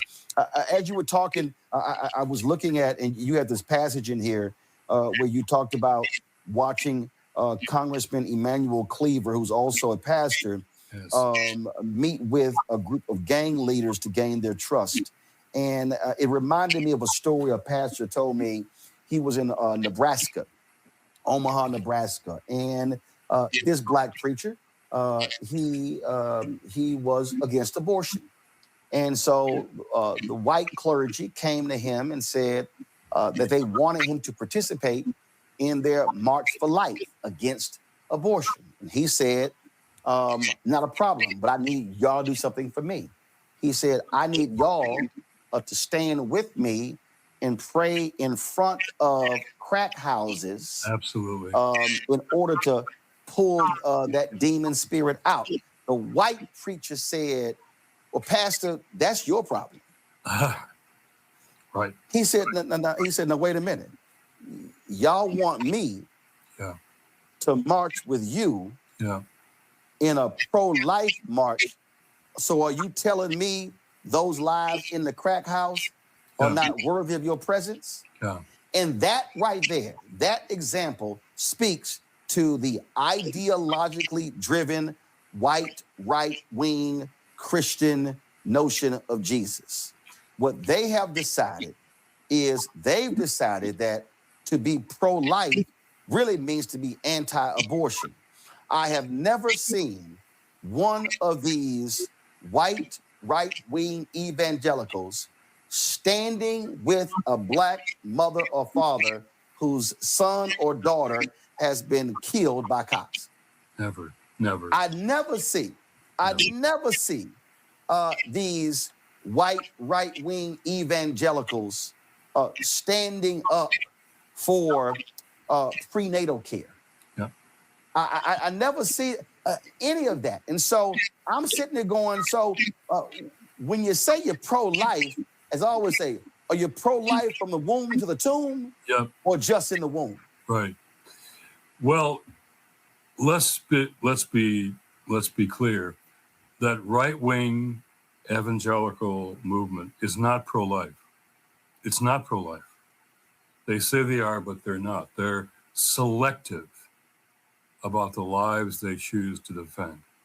And they're never defending people of color. Black pastors have often had to meet with police chiefs and, as you say, in cities around the country. And if some of those white pastors about police brutality toward black young people in the youth groups of black churches, if some of those white pastors were with them, with a police chief, to be pro-life, it would make a difference, but they're not there. They're not there. So I want to say that right-wing evangelical religious right is not pro-life. To say we're pro-life for them is a lie. It's a lie. And it's time to tell the truth about what it means for all of life to be sacred. You and I have to listen to all the political noise all around us. Part of our jobs is to listen to the noise and then offer perspective on it, which you do so wonderfully. But sometimes, I don't know about you, but the noise sometimes really makes me weary. It gets me down. And so I go to the first book in the Bible, the first chapter of the first book, Genesis 1:26. With all the noise swirling around, it says, then God says, and I love that, like, shut up, be quiet. Then God says, and what God says is, let us make humankind, all of us, in our own image and after our own likeness. There's an Imago Dei movement growing around the country underneath the immigration movement, underneath every movement for human rights and civil rights. Underneath that is this idea that we're all made in the image of God, all of us made in the image of God. And so that image of God movement is so much stronger than the selective morality of the far right religious right. So I think, but the selective morality also applies to the left. You talk about in your book, newly elected president, Texas Governor George W. Bush, invites you to Austin, Texas, and he says to you, Jim, I don't understand poverty. I've never really known poor people or been around much poverty. Right. I'm just a white Republican guy who doesn't get it. Help me understand. And you began to work with the White House. You attend meetings, and you said that you got criticism on the left. You said, but faith in poverty and what it might mean to love our neighbors were being raised up. You pulled out of those meetings when he invaded Iraq. Yeah. But then you also said that you supported, and I've said to people, I dare say the greatest accomplishment of the 8 years of President George W. Bush was his PEPFAR plan. Absolutely. Dealt with HIV/AIDS. And guess what? This so-called Christian administration, this so-called administration has gutted that program, and the same ideologically driven white right-wing Christian evangelicals have said nothing what Trump has done to PEPFAR and how that is decimating and killing people, which shows they're not pro-life. But I want you to speak to the point of you can be left, you can be progressive, but you can say, I'm willing to work with a Republican president, Republican governor, Republican mayor on this issue, but you had to first see George W. Bush's heart before you said yes. Yeah. I think we've got to not go left, not go right, but go deeper. What does it mean to go deeper? When he came up to me in that meeting, there was a genuineness, a humility. There was I don't understand this. Help me understand this. And so he said, how do I understand? I said, well, you've got to listen, be with people who are poor. He said, I don't have any poor people in my life except servants. I said, no, well, you've got to listen to people who are poor and those who work with people who are poor. And he was listening to that. And that's why I kept meeting with him and the others in the White House until they invaded Iraq. But it was genuine. It was genuine. So how do we now reach out to people? And some of them, this statement we've done doesn't judge people on their political philosophies or even how they voted last time. But now it's got to be what we're going to do right now. And I think life is on the line, choosing life. What will we choose this day? And I think there's an opportunity here. You will be maybe struck as I was by one of my students in the class who said, Professor, what's that quote about the guy that said, first they came for other people and then they came for me? And it was Martin Niemöller from the 1930s who was in the German church. And he said, first they came for the trade unionists, but I wasn't a trade unionist, so I didn't speak up. Then they came for the socialists, but I wasn't a socialist, so I didn't speak up. Then they came for the Jews, but I wasn't a Jew, so I didn't speak up. And then when they came for me, there was no one left to speak up. I asked my students, this is contemporary Georgetown students, how many had heard that quote? And half the class raised their hand. So that wonderful quote poem by Martin Niemöller is coming back to us now. How do we stand up and make sure that we're not remaining silent? So I think, when they destroy, you gave terrible examples of PEPFAR, but when they destroyed USAID, that just killed people, starved people. I had a friend who was at one of those clinics in sub-Saharan Africa, a development worker, when this decision was made to slash and cut USAID, and pregnant women with babies were thanking him for all the support they got from USAID, and he knew that was about to end and their babies were going to die. And so slashing USAID is not just a Doge thing or a political thing. It's a spiritual thing. It's a violation of the gospel. And the more we speak like that, I think the better. One of the things that I get all the time when I travel around the country and that I hear, it's always, I want to do something, but I have no idea where to start. Yeah. What do you say to the white preacher, the white congregant? What do you say to anybody, Latino, Asian American, whoever, who's like, okay, I don't like what I'm seeing, but I don't know where to start? What do you tell them? Well, that's the big question. Our Dr. King's last book really says it well. The title of it is Where Do We Go From Here? That's so contemporary right now.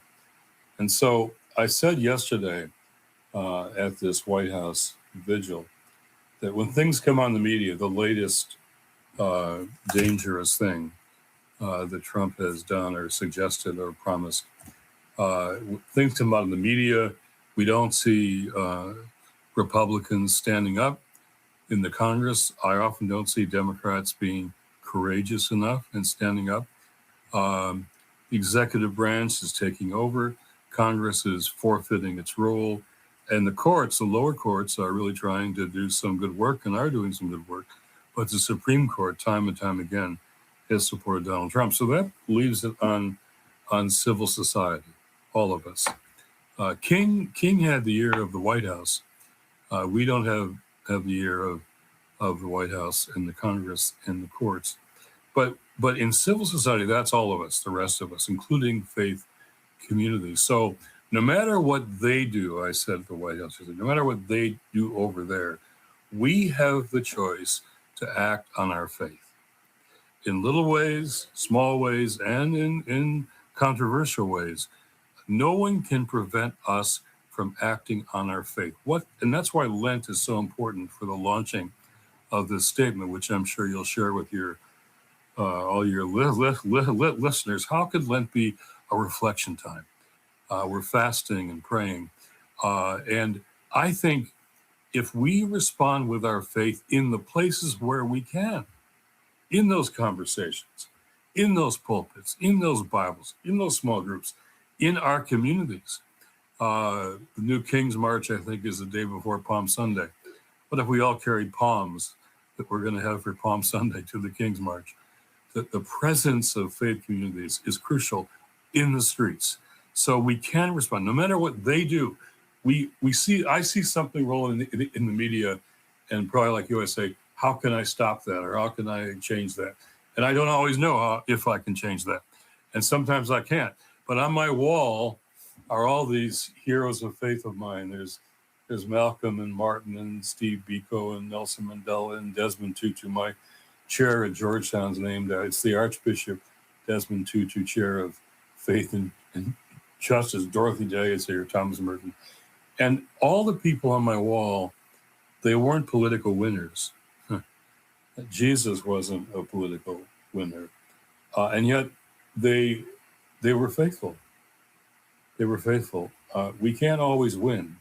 We can't predict or control events, but we can be faithful. The heroes on my wall, my family tree over there that I'm looking at now, tells me that I've got to be faithful. So all of us can say, what does it mean for me? in my positionality, where I am, everybody who's listening here is an influencer. Everyone, whether you're influencing Congress or the Senate or the House, that doesn't matter. You are an influencer in places where you have influence, where people listen to your families, your kids, your friends, your neighborhood, your church, your congregation, your mosque, your synagogue. And so how can we, each of us, say, what does it mean for me to act on my faith right now, and make that very direct and very practical and even risky? You said earlier we have to put a target on our backs. Yeah. I also often remind people that you cannot claim to love and follow Jesus, but you move in fear. Yes. It doesn't mean that you do stupid stuff. Yeah. And willingly put yourself in danger. But what it also means is that you have to be willing to stand up for something, to fight for something. And it also doesn't mean you say, well, I go to church, and you know what, Pastor, I'll pray. I love when people say, I'm praying for you.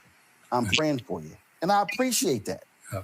I love when people tell me, brother, I'm praying for you. I'm praying for your strength in your show. And I go, I appreciate that. But I also explain to folk, I can't do my show if we broke. Yeah. I need people to support the work. Yeah. I have to pay people. When we travel and covering stories, that stuff costs. It's not a money grab. It's also being real. So I'm always trying to tell folk that we all can serve in different ways, but what we have to be willing to invest something in order to change something. And it's not just paying lip service or just saying, hey, I'm standing with you. I'm standing with you, brother. I'm standing with you. And I'm going, yeah, but a lot of times when somebody says I'm standing with you, when I actually need them to stand with me, they're not around. So sometimes when you're a freedom fighter, when you're a Jesus-loving Christian freedom fighter, sometimes it's a lonely fight. It is. It is. You raised the fear factor. I'm so glad you did. The Bible talks about the fear factor. Don't be afraid. Be not afraid. Hundreds of times in Scripture. Hundreds of times. And Nelson Mandela taught us it's not a matter of not feeling fear. Of course we feel fear. Fear is real. Fear is upon us. It's about acting in the midst of feeling fear. So be not afraid. I hear Jesus saying that to us all the time. And so the fear factor is what tyrants, authoritarians use. They're using the fear factor. So we've got to confront the fear directly. As you're talking about, we have to do that. And I think we can overcome fear not by not feeling it, but by acting in the midst of fear. We saw that in South Africa. I learned my theology of hope, really, in South Africa. Desmond Tutu was I was blessed to have him be a mentor and tutor for so many years. And he taught me that hope is deeper than a mood or a feeling, that optimism is not strong enough. Optimism is a mood or a feeling that you have sometimes and others and not other times. But that hope is deeper. Hope is not a feeling or a mood. It's a choice, a decision we make because of this thing that we call faith. Hebrews says, now faith is the substance of things hoped for, the evidence of things not seen. And my best paraphrase of that is this: hope means believing in spite of the evidence and then watching the evidence change. Two more, then we're done. One, when you talk about availing yourself, I'll never forget 2000, 8, the sermons of Reverend Jeremiah Wright are being dissected, torn apart, destruction happening. And I'll say that experience, I'm on CNN, it was one of 3 times in my life where I literally was completely exhausted. Yeah. And I remember I'm in Chicago, I'm living in Chicago. I'm making appearances on shows. I'm doing my radio show. I call somebody, I'd say it on the air. Can somebody please bring me a copy of the full sermons? Yes. I didn't want to, I said, I'm tired of these snippets. And luckily some people did. And I'm listening to them. And I never forget, I was laying on the couch and I was completely spent. It was pressure. It was intense. I go to the bathroom and I'm just like, and so you called and you said, I'm watching you fight. I'm watching you take on all these people by yourself. And let the producers know if they need somebody else to speak, I'll do it because I see it's just you. And I was grateful for that call because, I'm talking about, I was exhausted. I couldn't even roll off the couch, much less stand up. And that's the thing. There are times when you are going to be in a spiritual battle and it's actually spiritual warfare. And man, you are hoping somebody's watching, listening, and they call to say, yo, do you need a break? And that's the thing that we also have to. So I appreciate you doing that. And I think people need to understand we have to do that. We can't just let folks stand alone and fight battles all by themselves. Well, we're human, right? We're all human. And I know that feeling of laying on the couch and feeling exhausted. And we're all going to get to that place. We can't, because we're human, resistance needs resilience. Underneath our resistance is our resilience. And so we have to take care of each other. We have to be with each other. We have to not just stand up for each other, but stand alongside each other. Because when we feel alone, that's perhaps the most exhausting thing. But we're not alone. I remember I went on one of those Fox News shows about Jeremiah Wright and one of the idiots who had attacked him. I said, you're an anchor for a big network, right? He said, yes. I said, well, shouldn't you have read the whole speech? You didn't read the speech, you just caricatured it. And he got all mad at me. But we can confront. You confront so powerfully. And yet we're going to get tired. We're going to get tired in the weeks and months and years ahead. Trump and his people are trying to undermine the midterm elections. That's what they're really going after. Because all the people on the liberal left side, as you know well, say, oh, look, he's going down in the polls. He's going to lose the midterms.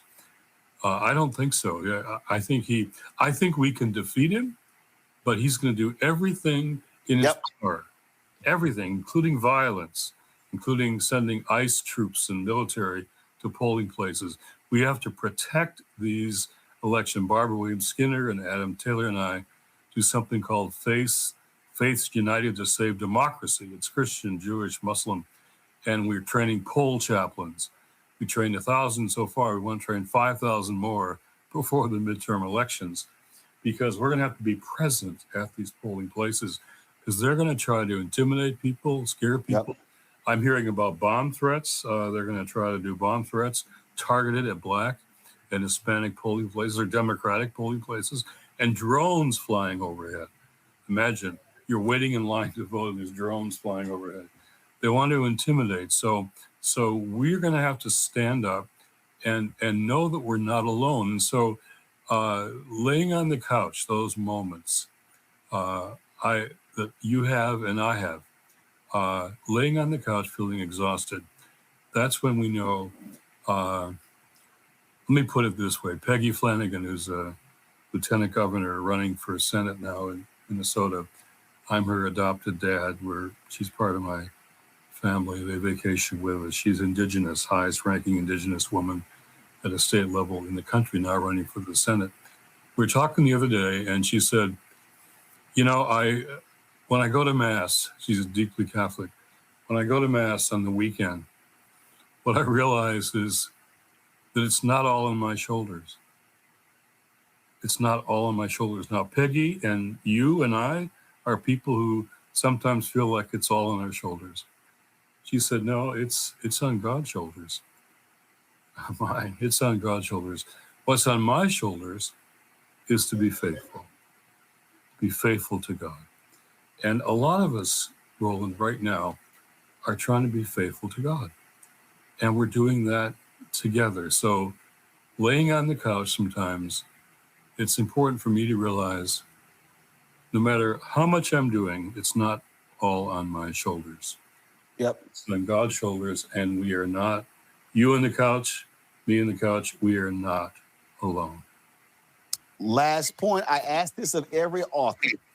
Doing your research, doing your writings, what was there a wow moment? Was there something you remembered, something you researched that even caused you to go, wow, that is unbelievable, that is crazy? Yeah, I think it was looking back and researching and reflecting on the Good Samaritan text. So I'm thinking now, after a lot of reflection on this, that the Good Samaritan text may be our gateway, our path to a multiracial democracy. Because, you know, the story, it starts with this lawyer who asked Jesus questions, trick questions. So what do I do to inherit eternal life? You know, what do I do? Jesus, I think you know, you read the law. He says, yeah, you love God and love your neighbor. He says, that's right, go do it. But then he says, yeah, but exactly who is my neighbor? So my research, Roland, has taught me this was a Washington lawyer in the text, because I know that tone of voice. Not who is my neighbor, how can I walk with, but really, who do I have an obligation to? So then he tells the story of this man beaten by the side of the road, left for half dead, and it was a Jewish man. All the scholars say it was a Jewish man. And two of his Jewish leaders passed him by. They didn't pay attention. They were off to a meeting or something, or afraid to get close or take the risk. But the Samaritan, and in the text, it never says good, because Jesus' audience to whom he was speaking didn't believe there were any good Samaritans, just bad ones, dangerous ones, false worshipers, mixed race. And yet the Samaritan, it says, had pity on him, which means compassion. And he stopped, and he went over to him, and he took his time. He risked, maybe they're in the bushes still, these robbers. He took his time, his energy, inconvenienced himself. And then he began to bind up this man's wounds and put him on his donkey and led him to this inn and said, take care of him. And he stayed there for a while, take care of him with the innkeeper. And he said, he gave him 2 denarii. That's about 2 weeks' wages in those days. So it was some money. And he said, and if it costs more, when I come back, I'll take care of you. So here was one who is being othered. The Samaritan was being othered by Jesus' audience. Here's the other, one who's being othered, helping one who is other to him and who is othering him. This is extraordinary. And I've known that story for years, the Good Samaritan story, but it's not about let's all volunteer more. It's about how we get beyond the us and them, how we get beyond the othering. And that story to me is so contemporary, so urgent now, as Dr. King would say, the fierce urgency of now. The Good Samaritan story may be a pathway to our finally achieving multiracial democracy. Folks, the book is called The False White Gospel: Rejecting Christian Nationalism, Reclaiming True Faith, and Refounding Democracy, by Jim Wallis. The foreword is by Eddie Glaude. Jim, always a pleasure to talk to you. Keep speaking truth. Keep standing on that wall. And as always, as long as there's breath in my body, I'm going to keep kicking butt.